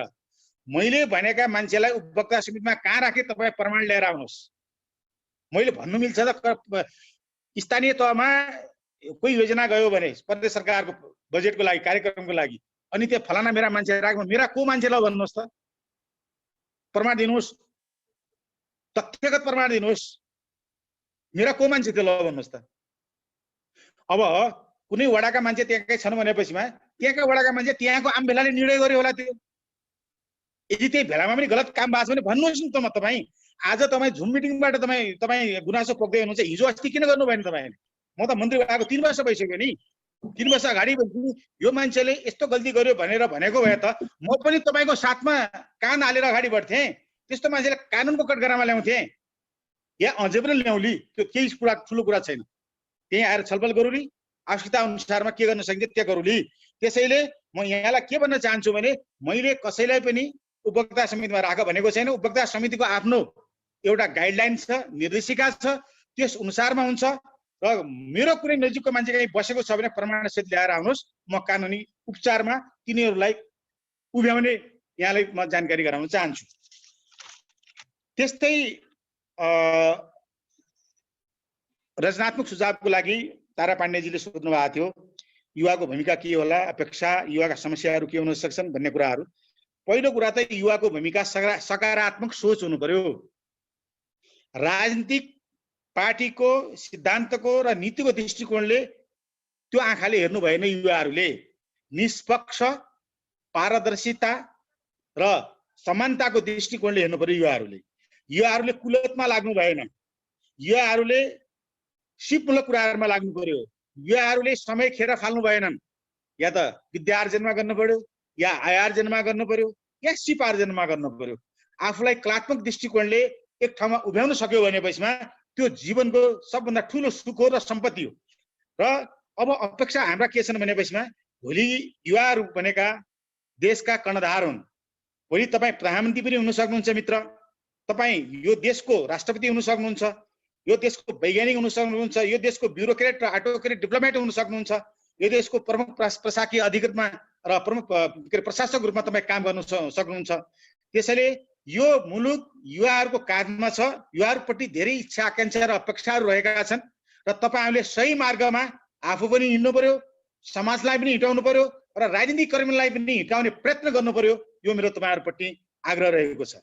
र राजनीतिक आस्थाको भरमा विरोध गर्नु भएन, राजनीतिक आस्थाको भरमा कसैलाई ह्याम्पर गर्नु भएन, राजनीतिक आस्थाको भरमा कुनै कसैसँग विमति राख्नु भएन। र यस किसिमका सार्वजनिक अभियान र यस किसिमका समाजलाई एउटा अगाडि बढाउने, गोरेटोमा अगाडि बढाउने र एउटा नेतृत्वदायी र एउटा तपाईँको सफल तुल्याउनुको लागि तपाईँहरूले सतत प्रयत्नशील भइराख्नु पर्यो र उच्च तपाईँको चाहिने मूल्य, मान्यता र आदर्शलाई कायम गर्दै समाजलाई गोरेटोमा हिटाउनुको लागि तपाईँहरूबाट मैले यो भूमिका रहनेछ भन्ने अपेक्षा गरेको छु। त्यस्तै हाम्रो शमशेर साउजीले पनि सोध्नु भएको छ, यो अभियानमा तपाईँको प्रतिबद्धता के हुन सक्छ भन्ने कुराहरू।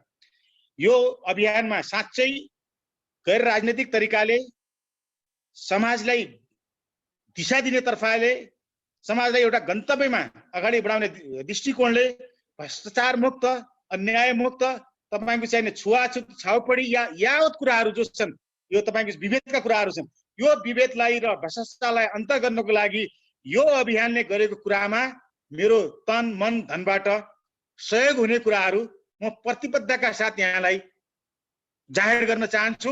तर यो अभियान राजनीतिकसँग मेल खाने, राजनीतिक पार्टीसँग सिद्धान्तसँग मेल खाने, राजनीतिक आस्थाको भरमा यो अभियान अगाडि बढ्नु हुँदैन। निष्पक्ष र पारदर्शी तरिकाले यो बढ्यो भने मेरो सम्पूर्ण सहयोग रहने म बाचा यहाँलाई गर्न चाहन्छु। त्यस्तै केही साथीले सोध्नु भएको छ यो भ्रष्टाचारलाई जरैबाट उखाल्न लागि के गर्नु होला भनेपछिमा पहिले कुरा त के गर्नु पर्यो भने यो भ्रष्टाचारलाई जरैबाट उखाल्नको लागि म भ्रष्टाचार गर्दिन, अरूलाई पनि गर्न दिँदैन भन्ने मूल्य र मान्यता मन र मस्तिष्कमा राख्नु पर्यो। आफूले पनि गर्नु भएन, गरेका मान्छेलाई छोड्नु पनि भएन र समाजमा सचेतना फैलाउनु पर्यो, मिडियामा सचेतना फैलाउनु पर्यो, गाउँ गाउँ टोल टोल बस्ती बस्ती र दाजुभाइ तथा दिदीबहिनीहरूको बिचमा सचेतना फैलाउनु पर्यो। यो मेरो हो, यो सही तरिकाले हुनुपर्छ, यो योजनाबाट धेरै मान्छेले लाभान्वित हुन सक्छन् र यसमा अलिकता पनि तपाईको चाहिने कुनै कमी कमजोरी रहेको अवस्थामा एकले होइन सबैले दुःख पाउँछन् र सबैको साझा यो कार्यक्रम हो भनेर सबै जनताले, सबै तह र तबकाले यसलाई आत्मसात गर्दै अभियानको रूपमा सहयोग गर्यो भने पक्कै पनि मलाई के लाग्छ भने यो भ्रष्टाचार, यो कुशासन, यो विभेद जरीबाट अन्त हुन्छ भन्ने मेरो आफ्नो बुझाइरहेको छ। हाम्रो सामजीले, गणेश सामजीले पनि फेरि सोध्नु भएको छ उपभोक्ता समितिमा राखेर तपाईले आफ्ना मान्छे राख्नुभयो अनि यसमा भ्रष्टाचार भयो र यो के काम भएको छ छैन हेर्नु होला भन्नुभएको छ। उहाँलाई पनि हार्दिक आभार व्यक्त गर्न चाहन्छु। मैले यस प्रश्नको आधा उत्तर पहिल्यै प्रश्नमा मैले दिइसकेका छु, आधा उत्तर फेरि तपाईँलाई दिन चाहन्छु। म यहाँलाई के भन्न चाहन्छु भने यदि टेन्डरबाट यो कार्यक्रम भएको हो भनेपछिमा सार्वजनिक खरिद ऐन अन्तर्गत सार्वजनिक खरिद ऐन र सार्वजनिक खरिद नियमावलीमा हामी मुद्दा चलाउन सक्छौँ। यदि यो उपभोक्ता समितिबाट भएको हो भने यदि प्रदेशको उपभोक्ता समितिको एउटा गठन आदेश छ त्यस मार्फत मुद्दा चलाउन सक्छौँ।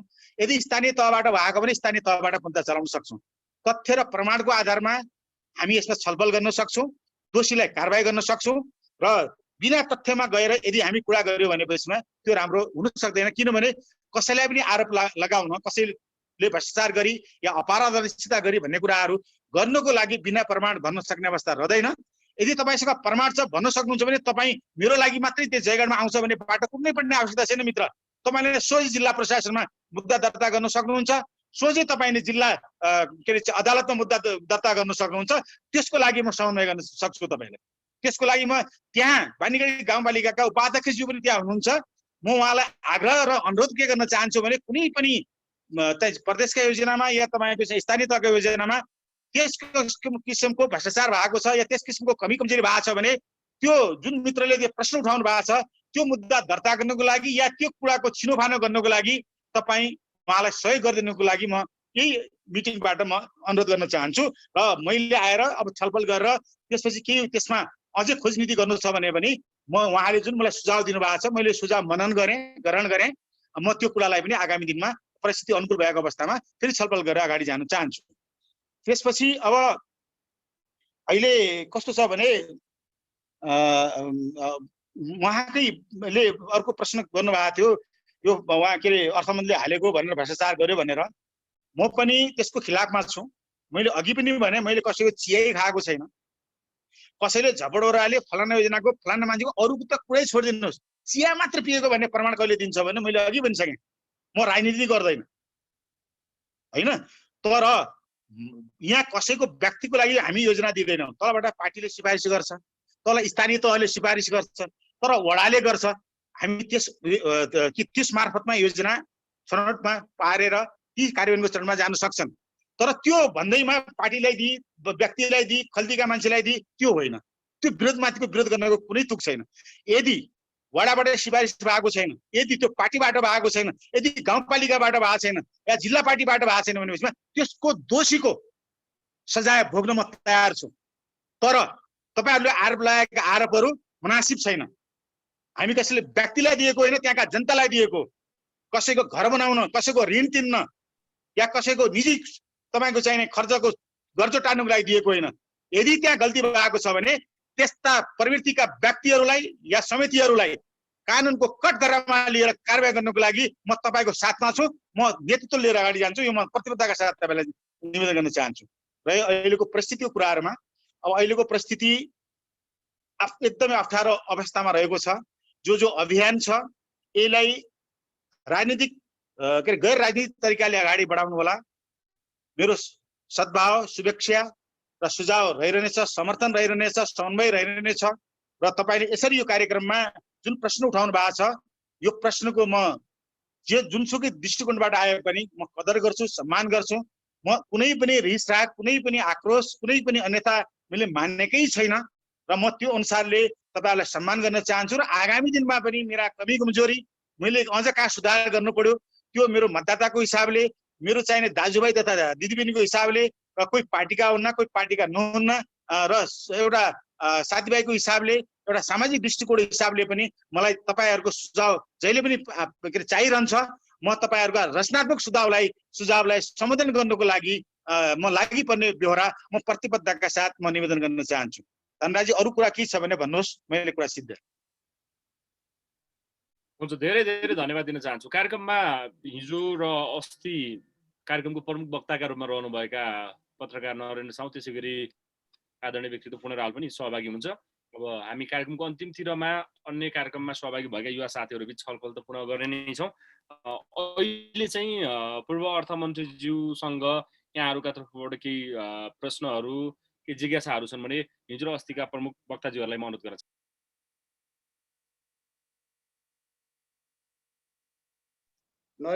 नरेन्द्र पत्रकार सोध्ने पत्रकारले हो नि।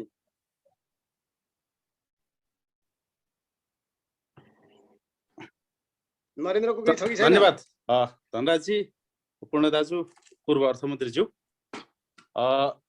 मेरो प्रश्न भन्दा पनि खालि अघि अर्थमन्त्रीज्यूले एउटा कुरा गरेको कुरालाई लिएर उहाँलाई अलिक सजिलो होला भन्ने केही युवा साथीहरूले प्रश्न उठाउँदैमा अर्थमन्त्रीज्यूले त्यसलाई अप्ठ्यारो मानेर इरिटेसन भएर जवाब दिनुपर्छ जस्तो मलाई लाग्दैन। खालि कुरो के मात्र हो भने कतिपय ठाउँमा कमजोरी भएका हुन सक्छन्। ती कमजोरीहरू तपाईँले नदेखेको पनि हुनसक्छ। साथीहरूको अघि मैले कुरा बुझ्दा उहाँहरूले के भन्नु भने तपाईँले योजना राम्रो उद्देश्यका निम्ति, राम्रो मनसायका साथ हालिदिने, तर यो त मैले ल्याएको भन्दै चाहिँ त्यहाँ चाहिँ भएको छ। त्यो बदमासी भएको ठाउँमा तपाईँले चाहिँ ल है यसो गर है भनिदिनु होला भन्ने खालको साथीहरूको अघिको आग्रह थियो। त्यो आग्रहलाई उहाँले अन्यथा रूपमा लिनुहुन्छ जस्तो। उहाँ चाहिँ पनि एउटा खास कुरा के हो भने उहाँले भन्नुभयो बजेटका विषयमा चाहिँ हाम्रो डुप्लिकेसन छ भन्नुभयो। त्यो कुरा एकदम सत्य कुरा हो, तर त्यसको कारण के हो भन्ने कुरो म उहाँबाट आउँछ कि जस्तो लागेको थियो, अन्तिमसम्म पनि आएन। मैले देखेको समस्या के हो भने मुख्य गरी बान्नीगढी जयगढ गाउँपालिकाको विकास र समृद्धिका निम्ति त्यसको अहिले भइरहेको अप्ठ्यारो के हो र केबाट चाहिँ यो गाउँ मूल कुरा नै आएन अहिलेसम्म। मलाई लागेको कुरा के हो भने हामीले अहिले गल्ती कमजोरी हाम्रो केमा भइरहेको छ भने हामीले बान्नीगढी जयगढ गाउँपालिका बनाउनु खोजिरहेका कुरा नै आएन हो। त्यसका निम्ति मेरो हिजो पनि मैले जोड दिएको कुरा के हो भने हाम्रो विकासको प्रणाली के भयो भने परम्परागत भयो। केन्द्रले बजेट पठाउने, प्रदेशले पठाउने, सबैले गर्दा त्यही बाटो बनाउने होइन, त्यही स्कुलमा भवन बनाउने मात्र भयो। यतिले मात्र हाम्रो विकास हुँदैन। अहिले मलाई लागेको कुरा के हो भने हामीले हाम्रो गाउँपालिकाको मास्टर प्लान बनाउनु पर्यो। हो, मास्टर प्लानमा चाहिँ हामीले के गर्नु पर्यो भने हाम्रो बान्नीगढी माथि चाहिँ बनाउँछौँ, त्यसको धार्मिक पर्यटक के रूपमा अगाडि बढाउने भने त्यसको बाटोको के हुन्छ, त्यहाँ चाहिँ भोलि चाहिँ नि अरू चाहिँ त्यहाँ चाहिँ हाम्रा उद्योगिक व्यवसायहरू त्यसमा कसरी दिन्छन् बजारका हो, त्यो चाहिँ प्लानिङ बनाउँदा हाम्रा अहिले इन्जिनियरिङ पढिरहेका विद्यार्थीहरूलाई भाइ बहिनीहरू जो छन् त्यसमा इन्भल्भ गर्नु, त्यहाँको प्राकृतिक संसाधनलाई हामीले प्रयोग गर्न सक्छौँ। र हामी वर्षमा त्यो बान्नीगढीमा मेरो हिजोदेखि जयगढदेखि बान्नीगढीसम्म हामी केबल कार बन्न सक्छ भन्ने दृष्टिकोण राखेर किन आजबाट काम सुरुवात नगर्ने, त्यसका निम्ति विज्ञहरू राखेर के अरे मास्टर प्लान किन नबनाउने जस्तो। अर्को मैले भनेको हिजो छाता सेनलाई हामी चाहिँ पर्यटक क्षेत्र बनाउँछौँ भने छाता सेनलाई हामीले कस्तो मोडलमा लैजान चाहन्छौँ, हामी दर्नामा के गर्न सक्छौँ, हामीले तिमिलसेनमा के, डान्जेरामा चाहिँ के हुन सक्छ, जस्तो ती पकेट क्षेत्रहरू हामीले निर्धारण गर्ने, बाख्रा पालनका निम्ति कहाँ के ठाउँ हुन सक्छ, के हो, त्यसमा हो यो खालको मास्टर प्लान हामीले बनायौँ भने अनि हामी के गर्न सक्छौँ, त्यसमा गाउँपालिकाले कति बजेट हाल्ने हो, कुन खालको हामीले चाहिँ प्रदेशबाट बजेट माग्ने, अनि कुन खालको चाहिँ योजनामा हामी सङ्घबाट बजेट माग्ने, ती तत्त ठाउँमा त्यसरी काम गऱ्यौँ भने मात्र अनि चाहिँ के हुन्छ भने यहाँको युवा जनशक्ति जो छ त्यो पनि विकास निर्माणमा इन्भल्भ हुन पाउँछ, हामीले पठाएको राज्यको स्रोतले पनि त्यसमा राम्ररी चाहिँ प्रयोग हुन पाउँछ र त्यसको आउटपुट पनि आउँछ र त्यहाँ चाहिँ देखिने काम हुन सक्छन्। नभए गाउँपालिकाले पनि त्यही बाटोमा बजेट हाल्ने, प्रदेशले पनि त्यही बाटोमा बजेट हाल्ने, सङ्घले पनि त्यही बाटोमा बजेट मात्र हाल्ने हो भने त्यसले चाहिँ हाम्रो दीर्घकालीन रूपमा हामीले सोचेको जस्तो बानीगढी बन्न सक्दैन। त्यसैले यसका निम्ति के गर्नु पर्यो भने अर्थमन्त्रीज्यू, त्यहाँको हाम्रो चाहिँ गाउँपालिकाको अध्यक्ष उपाध्यक्ष जो हुनुहुन्छ उहाँहरू सबैजना व्यक्तिहरू बसेर हाम्रो एउटा मास्टर प्लान बनाऊ हो, यो कुरामा चाहिँ हामीले प्रयत्न गर्नु पर्यो। मेरो मुख्य चाहिँ कुरा यही हो।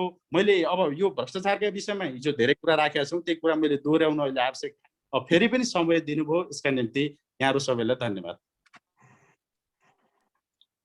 यो खासमा आदरणीय अर्थमन्त्रीज्यूलाई चाहिँ यो अर्थविदका रूपमा र बान्नीगढी जयगढ गाउँपालिकाको बासिन्दा र बान्नीगढी जयगढ गाउँपालिकाका वस्तुनिष्ठ विषयवस्तुका विषयमा पनि यहाँलाई चाहिँ राम्रो जानकार भएको अपेक्षा सहित युवाहरूले पछिल्लो समय बान्नीगढी जयगढ गाउँपालिकालाई समृद्ध बनाउनका लागि बान्नीगढी गाउँपालिकाभित्र क्षेत्रका प्रचुर सम्भावनाका क्षेत्रहरू के हुन सक्छन्, बान्नीगढी जयगढ गाउँपालिकाका युवाले यो गाउँपालिकालाई आर्थिक रूपमा सबल बनाउन के कस्तो खालको भूमिका खेल्नु पर्ला भनेर सोध्नु भएको छ। अन्तिमतिर अन्तिम प्रश्न म यहाँलाई राख्न चाहे मैले चाहिँ।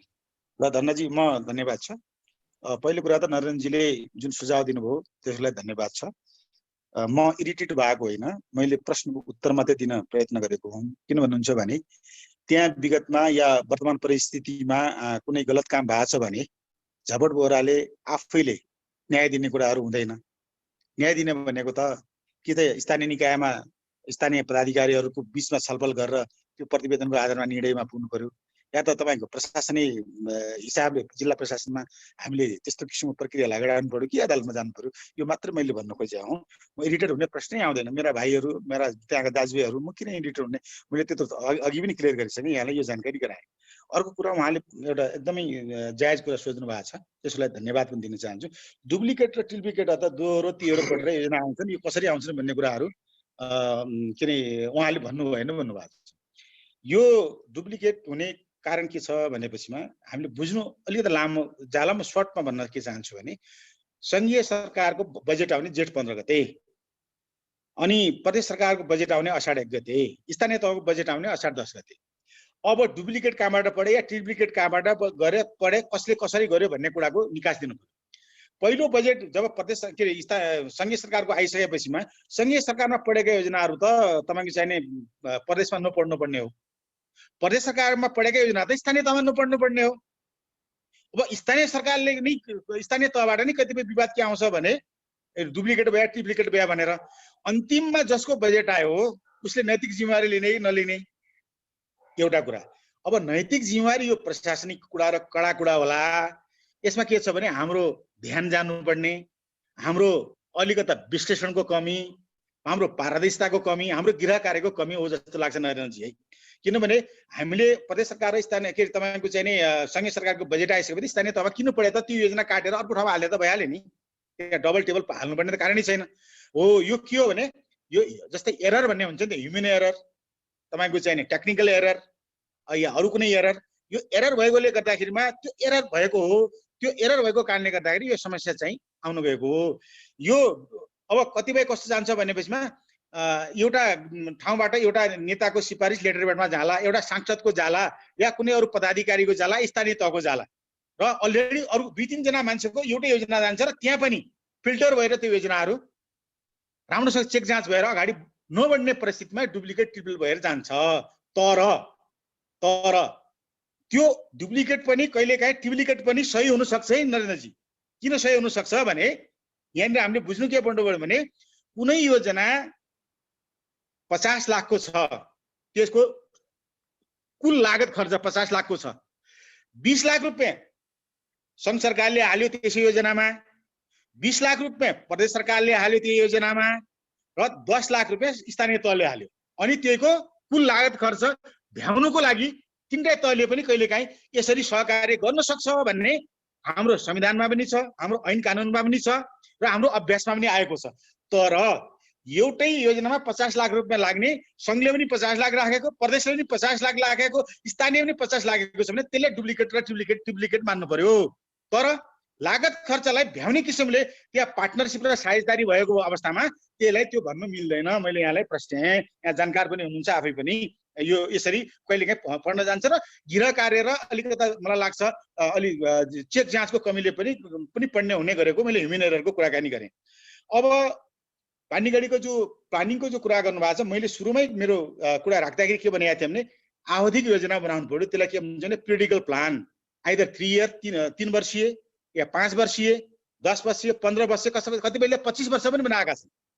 म यति वर्षमा मेरा बाटाघाटा यति हुने, यति वर्षमा म यहाँ कोदो फलाउने, यति मेट्रिक टन बनाउने, म यति वर्षमा म तपाईँको चाहिने मकै यति फलाउने, म तपाईँको गुराउँस यति फलाउने, यति ओखोड फलाउने, यति तपाईँको चाहिने तपाईँको अमिला फलाउने या सन्तला फलाउने भनेर एउटा स्ट्राटेजिक प्लानमा जान्नु नै पर्ने हुन्छ। अघि उहाँले भन्नुभयो मास्टर प्लान, त्यो मास्टर प्लानमा पनि तपाईँको एउटा पिरियडिकल प्लान, एउटा स्ट्राटेजिक प्लान, एउटा मास्टर प्लान, यी सबैको आफ्नो एउटा उद्देश्य र यी एकअर्काका परिपूरक पनि हुन्।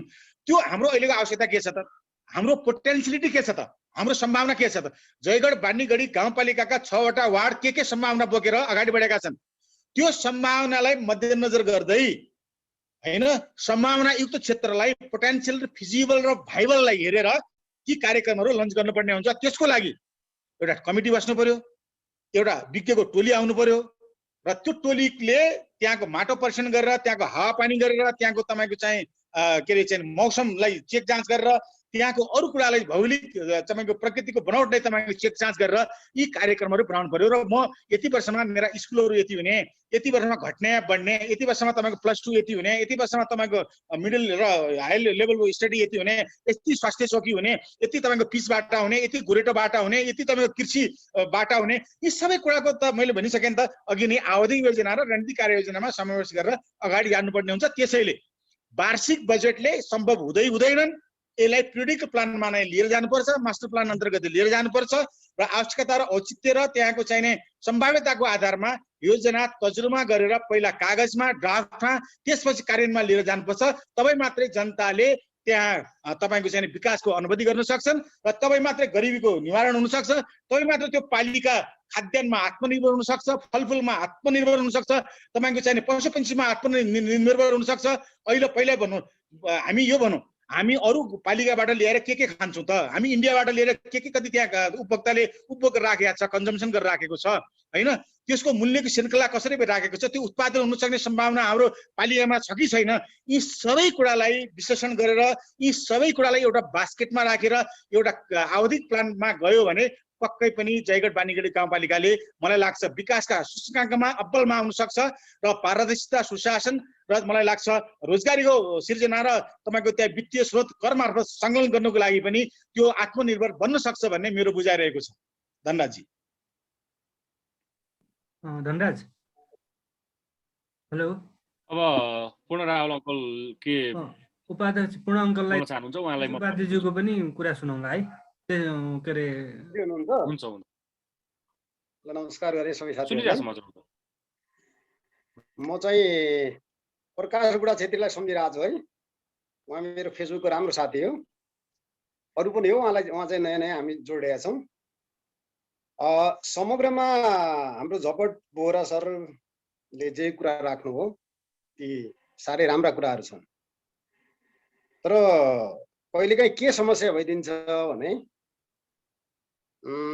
यो इन्ट्र्याक्टर, हामी जो इन्ट्र्याक्सन गर्ने मान्छेहरू हुन्छौँ, कुन ठाउँमा कुन सन्दर्भमा के विषयमा बोल्दैछौँ र गर्दैछौँ भन्ने कुराको अन्डरस्ट्यान्डिङ राम्रो भएन भने राम्रा कुरा पनि नराम्रा हुने अथवा गलत स्थान, गलत सन्दर्भ, गलत समयमा गरिएका राम्रा कामहरू पनि नराम्रा हुन्छ।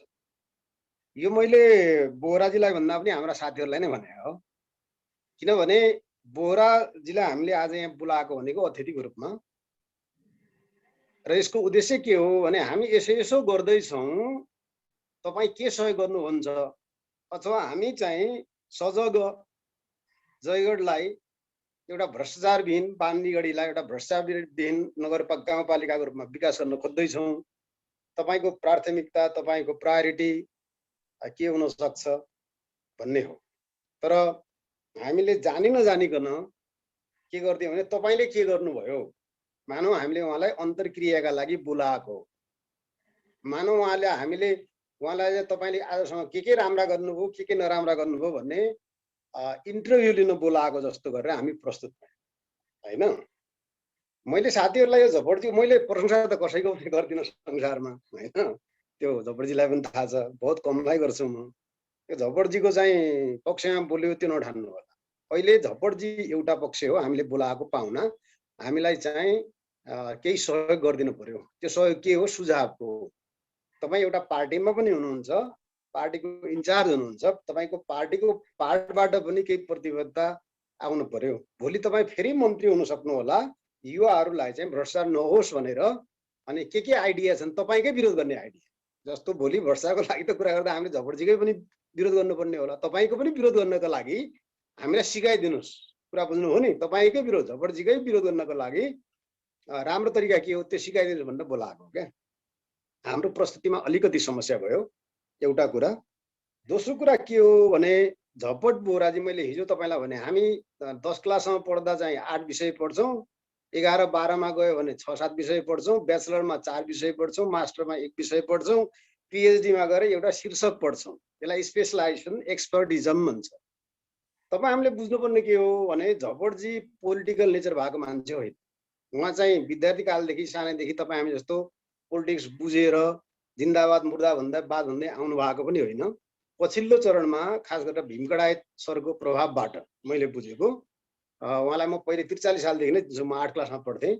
त्यति बेला प्रचार प्रसार गर्ने भनेको जनप्रतिनिधि उम्मेदवारीको प्रचार प्रसार गर्ने भनेको म, झपटजी पनि आउनु भएको थियो बिचमा, म त 1.5 महिनै गएँ। भक्तराज ढुङ्गाना, दानबहादुर उताको हाम्रो बोहरा बितिहाल्नुभयो, यो 7 जनाको टिम थियो। त्यहाँदेखि उहाँ जोडिनु भएको र उहाँको क्लास वर्ग के कस्तो हो त्यो भन्दा पनि उहाँ चाहिँ एउटा लेफ्ट मुभमेन्टमा जोडिनु हो। यतिसम्म कि एक्सट्रिम लेफ्टमा माओवादीसम्म हुनुभयो होइन। भने जनताको लागि उहाँले राम्रै सोचिरहनु भएको छ भन्ने कुराको त्यो एउटा मेरो ब्याट्री सक्यो प्रमाण हो। यसमा साथीहरूले अलिकति उहाँलाई कन्सिडर गर्ने, अलिकति खेल्न ठाउँ दिनुपर्छ। उहाँ पोलिटिकल नेचर भएको मान्छे होइन, उहाँ एक्सपर्टको लेभलबाट एक्सपर्टिजमको हिसाबले बोल्ने मान्छे। उहाँको आजको प्रस्तुति पनि त्यही हो। मैले चाहिँ तलका साल हप्रका सल्लाह गर्न सक्छु, कुरा बुझ्नुभयो कि, तलका साल हप्रका सल्लाह एकाठी मिलाउन सक्छु म। तर झपडजीले त्यो सक्नुहुन्न क्या, किनभने उहाँमा त्यो पोलिटिकल नेचर छैन। उहाँको एक्सपर्टको लेभलको एउटा विकासवादी मान्छे, केही जनताका लागि केही गराउन भन्ने त्यो 12-27 नजान्ने खालको मान्छे हो क्या। समग्र आर्थिक रूपमा धेरै राम्रो बुझ्नु भएको हो।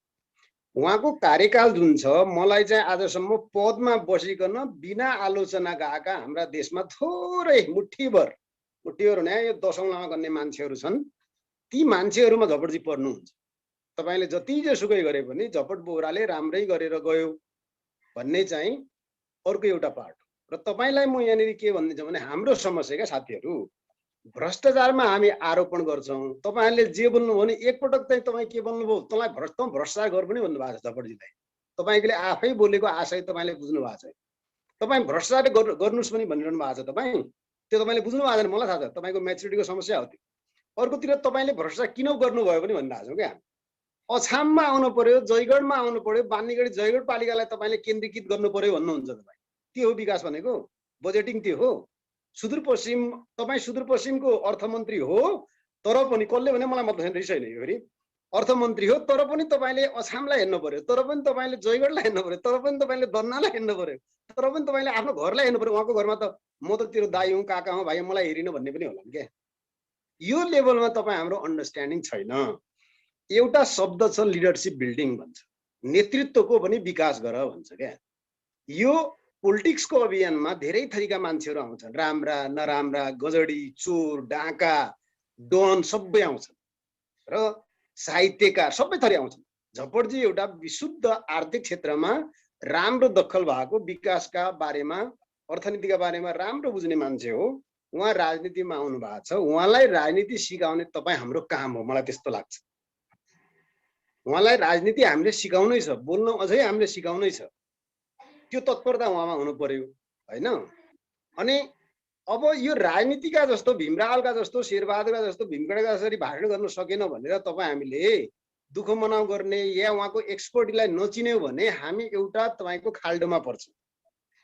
हाम्रो पोलिटिक्समा खालि राजनीति मात्रै गर्ने, केही नबुझ्ने, फेरि भाषण मात्रै गर्ने, भाषणको अर्थै नथाहा पाउने मान्छेहरू आउनुको कारणले, एक्सपर्टिजमको ल्याक भएको कारणले पढे लेखेका मान्छेहरू साइड लाग्ने, किनारा लाग्ने, हाहा र हुहु गर्ने। तपाईँलाई थाहा छ नि, हिजो अस्ति गाउँघरमा पनि अहिले पनि हाहा र हुहु गर्ने मान्छे चाहिँ पोलिटिक्सको मेन स्ट्रिममा आउने सम्भावना हुन्छ। त्यसले गर्दा हामी एउटा मूर्ख राज्यको स्थापना गर्छौँ। त्यसैले मैले भन्न खोजेको कुरो के हो भने, एउटा के भन्छ, अनेस्ट म्यान गेट्स एङ्ग्री भन्छ क्या। जो इमान्दार हुन्छ त्यो रिसाउँछ अरे क्या। लाटासुदो बाटामा हिँड्नलाई आज म ओ चोर कहाँ जान लागि, हत्यारा भनिदियो भने म त ढुङ्गो उठाएर हान्छु। हत्याराले नहान्ला, चोरले नहान्ला, किनभने उसलाई त्योमा अभ्यस्त हुन्छ होइन। झपडजीको एङ्गर पनि मलाई आजको चाहिँ उहाँलाई इन्ट्रेक्सनको बानी पनि धेरै छैन, कन्सिडर गरौँ भन्छु म त है। किनभने यो भविष्यलाई म केही भनेर सक्छु, भोलि सानो कुरा आफ्नो सक्छु। र उहाँमा एक खालको त्यो एकल काँटे हुन्छ क्या, एक्सपर्ट मान्छे एकल काँटे हुन्छ। उहाँले अब त्यो लेभलबाट चाहिँ पोलिटिक्सका धेरै प्रभाव अरफहरू बुझ्नु भएको छैन। उहाँलाई ब्लेमिङ गरिदिएपछि एक खालको इरिटेसन स्लाइटली आउँछ। झपडजीले अर्को प्रस्तुतिमा त्यसो नगर्दा राम्रो हुन्छ, किनभने तपाईँले इन्चार्ज भएर जानु भएको छ पार्टीको। अस्ति जाँदाखेरि एउटा राम्रो कुरा हो, तपाईँले म जान थालेँ रावलजी भनेर फोन पनि गर्नुभयो। अहिले पार्टी फुट्दाखेरि पनि मैले तपाईँलाई सबभन्दा तपाईँलाई नै हो पहिला गरेर, अन्तिममा पनि तपाईँलाई, मैले कसलाई गरिनँ। एकाध घन्टा हामी बोल्यौँ पनि। तपाईँ पोलिटिक्समा हुनुहुन्छ, अब पोलिटिक्समा अलिक सिक्नुहोस्। अरू पार्टमा चाहिँ मेरो आफ्नो लेभलमा त्यस्तो समस्या छैन। र युवाहरूलाई म के भन्छु भने, तपाईँहरूले आज जे जस्ता प्रश्न उठाउनु भयो, उहाँले सुरुमै एउटा भन्नुभएको छ क्या, भ्रष्टाचारको बारेमा निगरानी गर्दा, पहरेदारी गर्दा या चाहिँ त्यसको बारेमा खबरदारी गर्दा दुईटा कुरा गर्नुहोस्। एउटा त एक्जिस्टिङ नीति नियम कानुन के छन् त्यसलाई पढ्नुहोस् मजाले होइन। त्यसको मातहतमा, त्यसको अन्तर्गत ती विकासका कामहरू भयो कि भएनन्, पूर्वाधारका काम भयो कि भएनन् होइन, क्वालिटीको कुरा के भयो होइन, जनताले चाहिँ त्यो बारेमा के बोल्छन्, उहाँको धारणा के हो होइन, चाहिने ठाउँमा नचाहिने विकास भयो कि, नचाहिने पर्ने ठाउँमा चाहिने विकास भयो कि, त्यो कुरालाई हेर्नुहोस् र त्यसरी बोल्नुहोस् भन्नुभएको। फर्मुलामा त्यही कुरा हो साथीहरू। हिजो पनि हामी कसरी जाने भन्ने हो नि, आरोपणबाट होइन क्या। संसारमा त मैले भ्रष्टाचार गरेँ भनेर आत्मस्वीकृति गरे मान्छे को छ? एउटा हरि नेपालले 14 लाख रुपियाँ खाएँ भनेर उहिले मनमोहनको पालामा रारा चाउचाउको मालिक हुन्थे, उति बेलाको मालिक हो, अनि पछि 14 लाख रुपियाँ फिर्ता गरे उदाहरण छ, थाहा छ मलाई। नभए त भ्रष्टाचार हुन्छ होला, तर भ्रष्टाचार त हामीले भने जस्तो हिजो जस्तो आर्थिक पनि हुन्छ, नीतिगत हुन्छ। नीतिगतमा त कसैलाई थाहै हुँदैन के हुन्छ होइन। तर समग्रमा झपडजीको जुन अर्थमन्त्रीको दुई वर्षको कार्यकाल हो त्यो प्रभावकारी हो। उहाँलाई हामीले मेरो पार्टीमा हुनुहोस् या अर्को पार्टीमा हुनुहोस् या अर्को पार्टीमा हुनुहोस्, त्यस्तो मान्छे जुनसुकै ठाउँमा भए पनि ग्रुमिङ गर्ने, ग्रुमिङ भनेको घोडाको बच्चालाई खुवाएर ट्रेनिङ गरेर पठाउने ताकि भोलि राम्रोसँग चढ्न सकियोस्। र झपट बोहरालाई पनि पोलिटिकल्ली ग्रुमिङ गर्ने, आफ्नो ठाउँबाट सपोर्ट गर्ने होइन। भोटै हाल्नु पर्दैन सपोर्ट भनेको यो पनि अहिले सपोर्ट हो होइन। केही कुराहरू सिकाउने जस्ता कुरोबाट पोलिटिकल्ली ग्रुमिङ गर्ने भने है मैले, मलाई अरू पर्दैन। पोलिटिकल्ली ग्रुमिङ आवश्यकता चाहिँ तपाईँ हामीले दिनुपर्छ। किन दिनुपर्छ भने भोलि चाहिँ हाम्रो गाविसको लागि मास्टर प्लानका कुरा गर्नुहोस्, बजेटिङका कुरा गर्नुहोस्, अर्को कुरा गर्नुहोस्, त्यो भिजन चाहिँ फेरि पूर्ण रावलबाट तपाईँ एक्सपेक्ट गर्न सक्नुहुन्न जुन झपटबाट गर्नुहुन्छ। त्यसैले जुन मान्छेबाट जे पाउँछौँ हामी त्यो लिने हो। र हामीले अहिले चाहिँ आरोपण यो फलानो यसो गरी भन्न भयो भने अतिथिलाई नबोलाउनुहोस् तपाईँहरू। मैले भनिदिएँ, म पनि जोडिएको छु, अतिथि भयो भने म जोडिएको छु। हामीले अतिथिलाई चाहिँ उहाँहरूको सुझाव सल्लाह मात्रै लिने हो। बरु तपाईँले पनि यसो गर्नु भएको थियो नि त भनेर गरे भयो। स्लाइड प्रश्नको रूपमा अतिथिलाई अतिथिको रूपमा व्यवहार गरौँ। उहाँलाई चाहिँ तपाईँले भ्रष्टाचार गर्नुभयो कि भएन, के गर्नुभयो भन्दा कुनै बेला अर्को अन्तर्क्रियामा बोलाउँला। यहाँ मैले एउटा फेसबुकमा हेरेँ, अफ्रिकाको कुन मान्छेले यस्ता राजनैतिक भाषण कति सुन्ने कति कानै पाके भन्नु पनि गयो क्या, त्यो मैले हेरेको थिएँ। तपाईँ हाम्रो यो जुन मनस्थिति हो, म लास्ट फाइनली गएँ, अहिलेसम्मको लिडरसिप 3 ढङ्गले विकास भएको संसारमा, 3 ढङ्गले। अहिलेसम्म नेता कसरी बने भन्ने, एउटा क्यारिस्मेटिक लिडरसिप।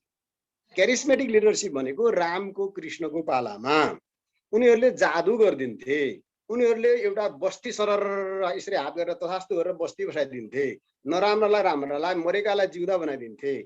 त्यस्ता मान्छेहरूमा शक्ति छ है भनेर नेता मान्थे, भगवान माने पनि त्यो लिडरसिप मान्थे र मान्छेहरू झुम्बिन्थे। त्यो लिडरसिपको जमाना गयो। त्योभन्दा पछि जुन डेमोक्रेटिक फेजमा अर्को लिडरसिप आयो, त्यो लिडरसिप भनेको चाहिँ डेमोक्रेटिक होइन, यो चाहिँ फेडरल सिस्टममा जो मान्छेले 60 जनालाई काट्यो, 70 जनालाई काट्यो, एकजना गयो 100 जनालाई चाहिँ उता काटेर मारेर आयो, लडाइँ होइन, वारियरको रूपमा। अनि वारियरको रूपमा काट्यो, त्यसलाई नेता मान्थे। जो जोधा हो त्यसलाई नेता मान्थे। शक्तिमा डिपेन्ड भयो, त्यो पावरमा भनेको मसल पावर, त्यसलाई नेता माने हामीले। त्योभन्दा पछिल्लो फेजको अहिलेको भनेको के हो भने आइडिया र एक्सप्रेसन। मान्छे कसरी एक्सप्रेस हुन्छ, कसो उसको आइडिया के छ। झपडजीको एक्सप्रेसन जस्तो सुकै होस्, उहाँले सिक्नु होला भोलि पर्सि, उहाँसँग आइडिया छ। त्यो आइडियालाई, त्यो विचारलाई अभिव्यक्त गर्ने, कलात्मक ढङ्गले प्रस्तुत गर्ने तरिका उहाँले सिक्नुहुन्छ। त्यो तपाईँ हामीले पनि सिकाउनुपर्छ। किनभने लिडरसिप हामीले विभिन्न खालका लिडरसिप बिल्डअप गर्नु छ।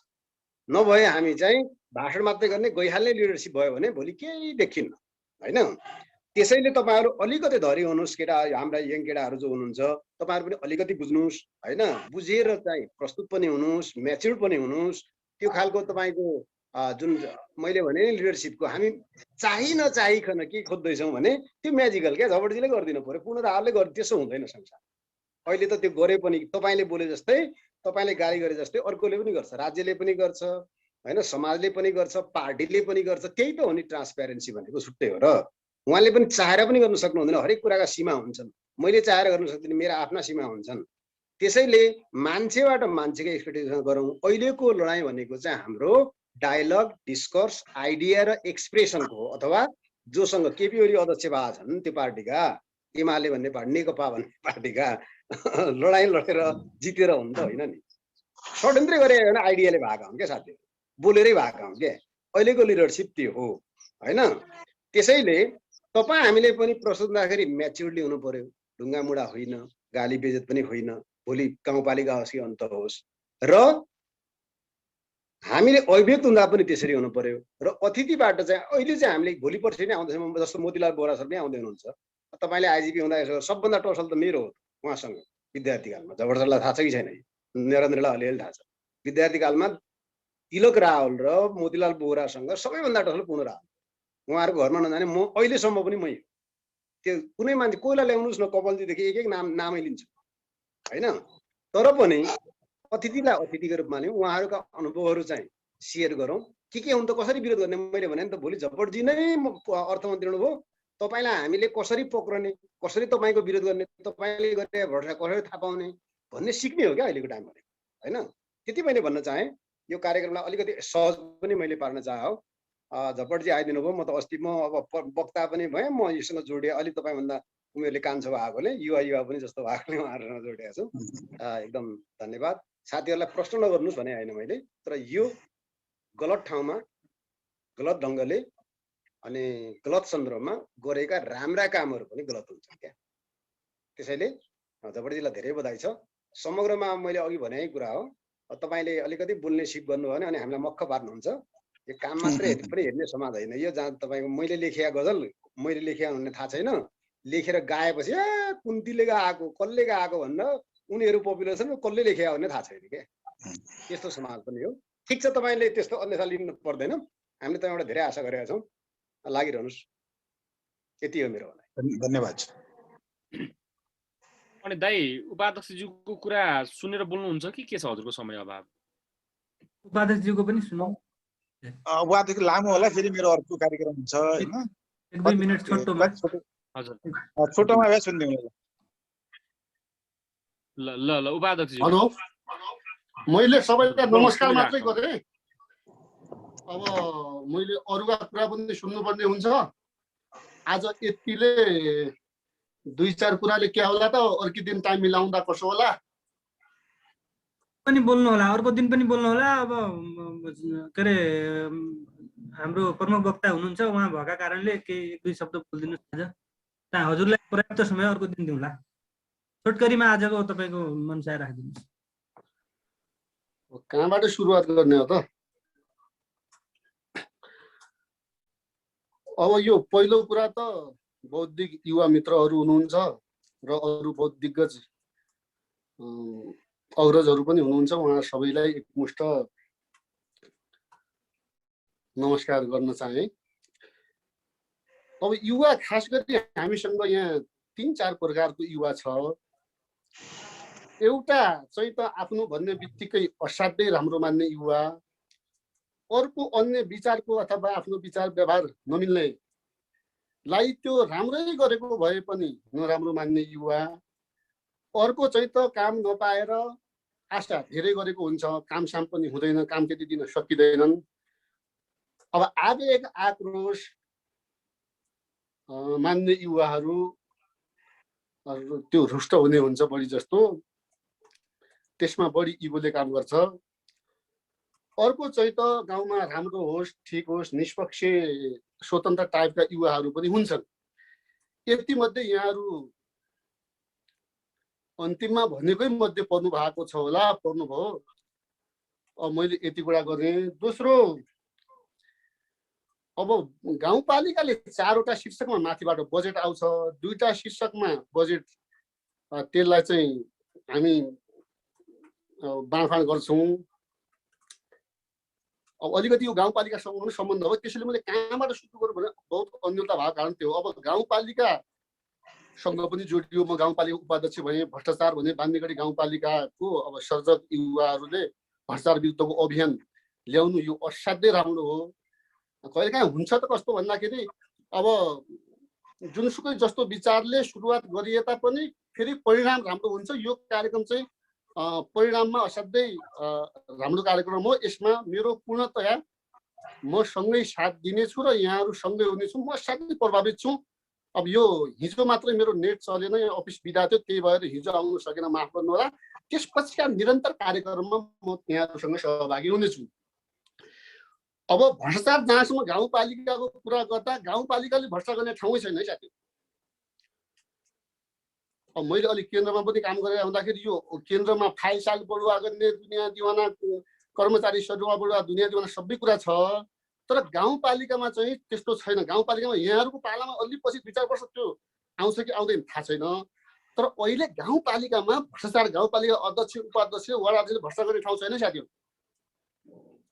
हामी 2टा बजेट, एउटा चालु एउटा पुँजीगत। पुँजीगत यहाँ जस्तो युवा कहाँ हुन्छ, यहाँ जस्तो युवा कहाँ बजेट जान्छ। पुँजीगतमा जस्तो धनराजजीले आज ट्याक्कै यहाँ चाहिँ माग्नु भयो भने त्यो बजेट जस्ताको तस्तै 7 करोड आएको, 7 करोड ब्याज भएको, असारको 11 गते 12 गते हामी यसलाई दिन्छौँ।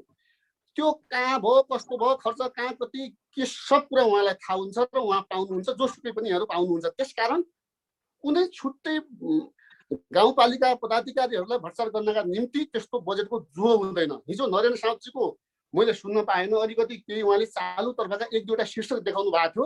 त्यहाँ बदमासी गर्न चाहेपछि र अलिकति त्यहाँ चाहिँ त्यस्तो चालुमा कर्मचारीहरूले अब त्यो राखेका हुन्छन्, त्यस्तो इन्धन आदि इत्यादिमा त्यो सानो मात्रामा त्यहाँ अलिकति त्यस्तो खालको सम्भावनाका क्षेत्रहरू ती हुन्। तर त्यहाँ कर्मचारी नै बढी संलग्नता हुन्छन्।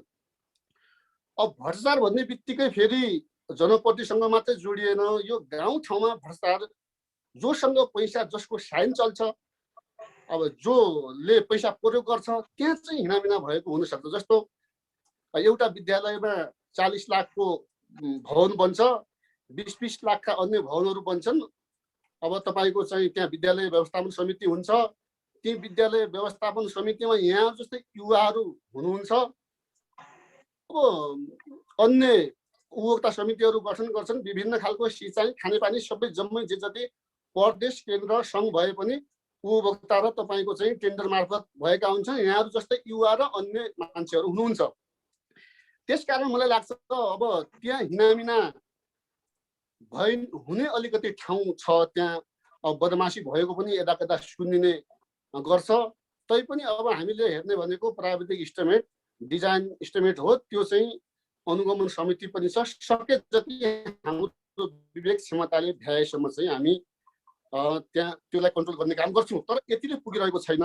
जो यो युवाको पुरै टिम छ, यसले पनि सरकारलाई हामीलाई हेल्प गर्यो भने हामी भ्रष्टाचारको जरा तल तलसम्म खोज्न सक्छौँ र त्यसलाई भ्रष्टाचार मुक्त गाउँपालिका बनाउन सक्छौँ। मुक्त त हाम्रो यो खुला दिशा मुक्त पनि छ, छाउपडी मुक्त, कतिपय खोपसोप मुक्त पनि छन् होइन। अब त्योभन्दा पहिला भ्रष्टाचार मुक्त गर्नुपर्ने हो। यसका लागि लागौँ सबै। यहाँहरूको ठुलो सहयोग चाहिन्छ। जहाँसम्म प्रदेशको आजको प्रसङ्ग छ, प्रदेशको अर्थमन्त्रीज्यू आदरणीय दाई नेकपा एमालेको नेताज्यू हुनुहुन्छ। अब प्रदेश र स्थानीय सरकारसँग अलिकति चाहिँ समन्वय, सहकारिता र समन्वय, सहकारिता, सहअस्तित्वको जो एउटा सिद्धान्त छ, हामीले एक ढङ्गले मिलेर जानुपर्ने कुरा हो। त्यसको चाहिँ अलिकति अभाव छ। कहिलेकाहीँ प्रदेशबाट आएका योजनाहरू प्रदेशको आफ्नै खालको संरचना छ, प्रदेशले आफ्नै खालको उसको संरचना मार्फत डिजाइन इस्टिमेट त्यो तरिकाले गर्छ र स्थानीय निकायसँग खास गरी त्यति समन्वय सम्पर्क, चाहे योजना माग गर्ने सवालमा होस् र चाहे कानुन गर्ने सवालमा, यो जहाँसम्म पहिलो वर्ष त्यस्तो भयो, पछिल्लो वर्ष त अलिअलि समन्वय भयो।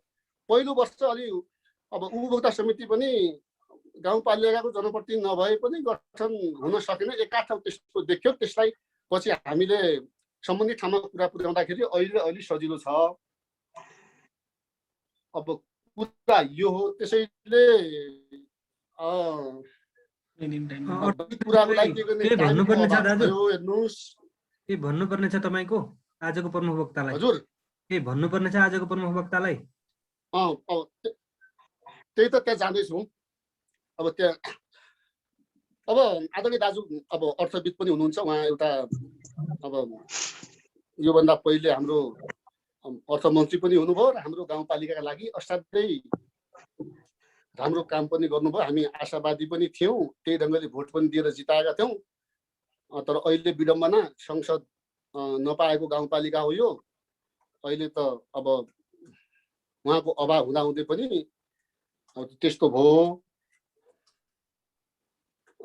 जहाँसम्म अब त्यो हामी जुनसुकै ठाउँमा भए पनि विकासका सन्दर्भमा यो गाउँठाउँकै सबै साथीहरू हुनुहुन्छ, मन्त्रीज्यू पनि गाउँपालिका हुनुहुन्छ। जुनसुकै ठाउँमा भए पनि यो गाउँको लागि विकास, मुख्यतया विकास गर्ने कुरा र अब भ्रष्टाचारलाई अन्त गर्नका निम्ति आफ्ना विभिन्न निकायहरू प्रयोग गर्ने विभिन्न साथीभाइहरूलाई अब जहाँसम्म यो सकारात्मक सोचकै कुरा हो, सोच युवाहरूको र हामी सबैको ठिक भयो भने, हामीले सकारात्मक सोच्यौँ भने त्यसले चाहिँ त राम्रै प्रभाव पर्छ। अब त्यही विकासको आशा नै हो। अब अघि अलिकति कतिपयले क्वेसन उठाउँदाखेरि दाइको आवाज अलिक चर्को भयो, चर्कोलाई फेरि रिसाएकै भन्ने पनि लाग्यो। तर यसलाई त्यही ढङ्गले बुझेर यसपछि पनि यहाँको ठुलो सहयोगको अपेक्षा गर्छु। यति नै भनौँ। अनि के छ, मलाई यसपछिको टाइम अर्को दिन के हुन्छ? हुन्छ, तपाईँको धारणा हामी लिन्छौँ, सधैँ लगातार लिन्छौँ। ल आज यति नै गरौँ। हुन्छ, अब हामी अर्थमन्त्रीज्यूको दाइको कुरा। ल अब अन्तिमतिर आएका छौँ हामी है कार्यक्रममा। पहिलो कुरा त जुन साथीहरूबाट जे जस्ता कुराहरू आएका छन्, मैले अघि पनि भने अहिले पनि भन्छु, म बधाई दिन चाहन्छु। र जहाँसम्म के साथीहरूको भनाइ के हो भने चरको आवाज भयो भन्ने कुराहरू हो होइन। मलाई के लाग्छ भनेपछि चरको आवाज बोल्नै नपाइने हुन्छ र चरको आवाज कहाँबाट चरको भनेर यसलाई परिभाषित गरियो। मलाई के लाग्छ भने यहाँनिर पनि कम्युनिकेसन ग्यापको कुरा आयो के, कम्युनिकेसन ग्यापको कुरा आयो। मैले स्वाभाविक तौरमा मेरो तर्फबाट उत्तर दिनु खोजेको हुँ, त्यसलाई चर्को हो भन्ने साथीहरूले चर्को मान्नु मानेको छ भनेपछिमा त्यसलाई चर्को नमानिदिँदा हुन्छ। अब बोल्दाखेरिमा कहिलेकाहीँ परिवेश र कुराको विषयवस्तुले अलिकता भलम हाई पनि होला, भलम लो पनि होला, भलम सिम्पल पनि हुनसक्छ। अब यसलाई पनि फेरि आरोपित गरेर खण्डित गरेर ब्लेमिङ गरेर त्यो चर्को भन्ने हो भने मेरो त्यहाँ केही भन्नु छैन। र मेरो यसमा सार भनाइ के हो भनेपछिमा जीवन पर्यन्तसँग सुधार गर्नुपर्ने कुराको अन्त कहिले पनि हुँदैन मित्रहरू, र जिन्दगी सोचे जस्तो सरल पनि हुँदैन। त्यसैले जीवन रहँदासम्म सुधारको प्रक्रिया अनन्तकालसम्म चलिरहने कुरा हो, यसको अन्त कहिले पनि हुँदैन। जै दिन सासले यो शरीरबाट तपाईको चाहिँ नि उडेर जान्छ, यो सास बन्द हुन्छ, त्यसपछि मात्रै सिक्ने र बुझ्ने कुराको अन्त हुन्छ। र मैले पनि त्यही रूपमा लिएको छु। जति गरे पनि दुनियाँको जुनसुकै विद्वानले जे कुराहरू भने पनि सिक्ने कुराको अन्त कहिले पनि हुँदैन यो प्राणी रहँदासम्म। मलाई पनि त्यही कुराहरू लागु हुन्छ। मैले तेस्रो कुरा, मैले यसलाई अन्यथा मानेकै छैन। कसै साथीहरूले के भने, कसैले के भने, अब यसलाई परिभाषित र त्यसलाई तपाईँको चाहिँ अरू प्रकारले बुझ्नुपर्ने पनि आवश्यकता म देखिँदैन। त्यही अछामी जनताको लागि गरेको काम हो। सुदूरपश्चिमको अर्थमन्त्री भएको नाताले मेरा आफ्ना के अरे लिमिटेसन पनि थियो होलान्। म अछाम जिल्लाको अर्थमन्त्री होइन, अछाम जिल्लाको क्षेत्र नम्बर 1 को ख को सांसद हुँ, मन्त्री म नवै जिल्लाको हुँ। मेरा आफ्ना के बाध्यता हुन सक्छन्, मेरा आफ्ना के लिमिटेसन हुन सक्छन्, त्यो परिवेश त्यस्तै किसिमको पनि हुनसक्छ। धेरै कुराहरू तपाईँको चाहिँ भन्नु पनि सक्दैन, कतिपय बडी ल्याङ्ग्वेजबाट पनि बुझ्नुपर्ने हुन्छ साथीहरूले। त्यसैले गर्दाखेरिमा यो कुरालाई मैले यहीँ बिठाएँ, यहीँ बिटो मारेँ। र जहाँसम्म अब तपाईँहरूले यो तपाईँको चाहिँ नि कार्यक्रम यो सजग भन्ने अभियान चलाउनु भएको छ, राम्रो रूपमा चलाउनु भएको छ। यसलाई अझै राम्रो तरिकाले तपाईँले अगाडि बढाउँदै गर्दै जानु भएको छ। अझै मर्यादित तरिकाले, अझै यसलाई तपाईँ विभूषित गर्ने तरिकाले, अझै यसलाई विषयवस्तुमा निखार आउने तरिकाले, अझै यसलाई कारक र कसै सुन्ने साथीहरूलाई, भन्ने साथीहरूलाई र सम्बन्धित निकायलाई एउटा सुझाव र एउटा तपाईँको चाहिने सजेसन ब्याङ्कको रूपमा हाम्रा इन्टरेक्सनका कार्यक्रमहरू भनेका कुराहरू होइन, उनीहरूलाई त्यो एउटा सजेसन ब्याङ्कको रूपमा काम आओस्, त्यो तरिकाले तपाईँ अगाडि जानुहोस्। म तपाईँहरूलाई यही अभियान जो बढाइराख्नु भएको छ, म हार्दिक बधाई र सफलताको लागि अग्रिम शुभकामना दिन चाहन्छु।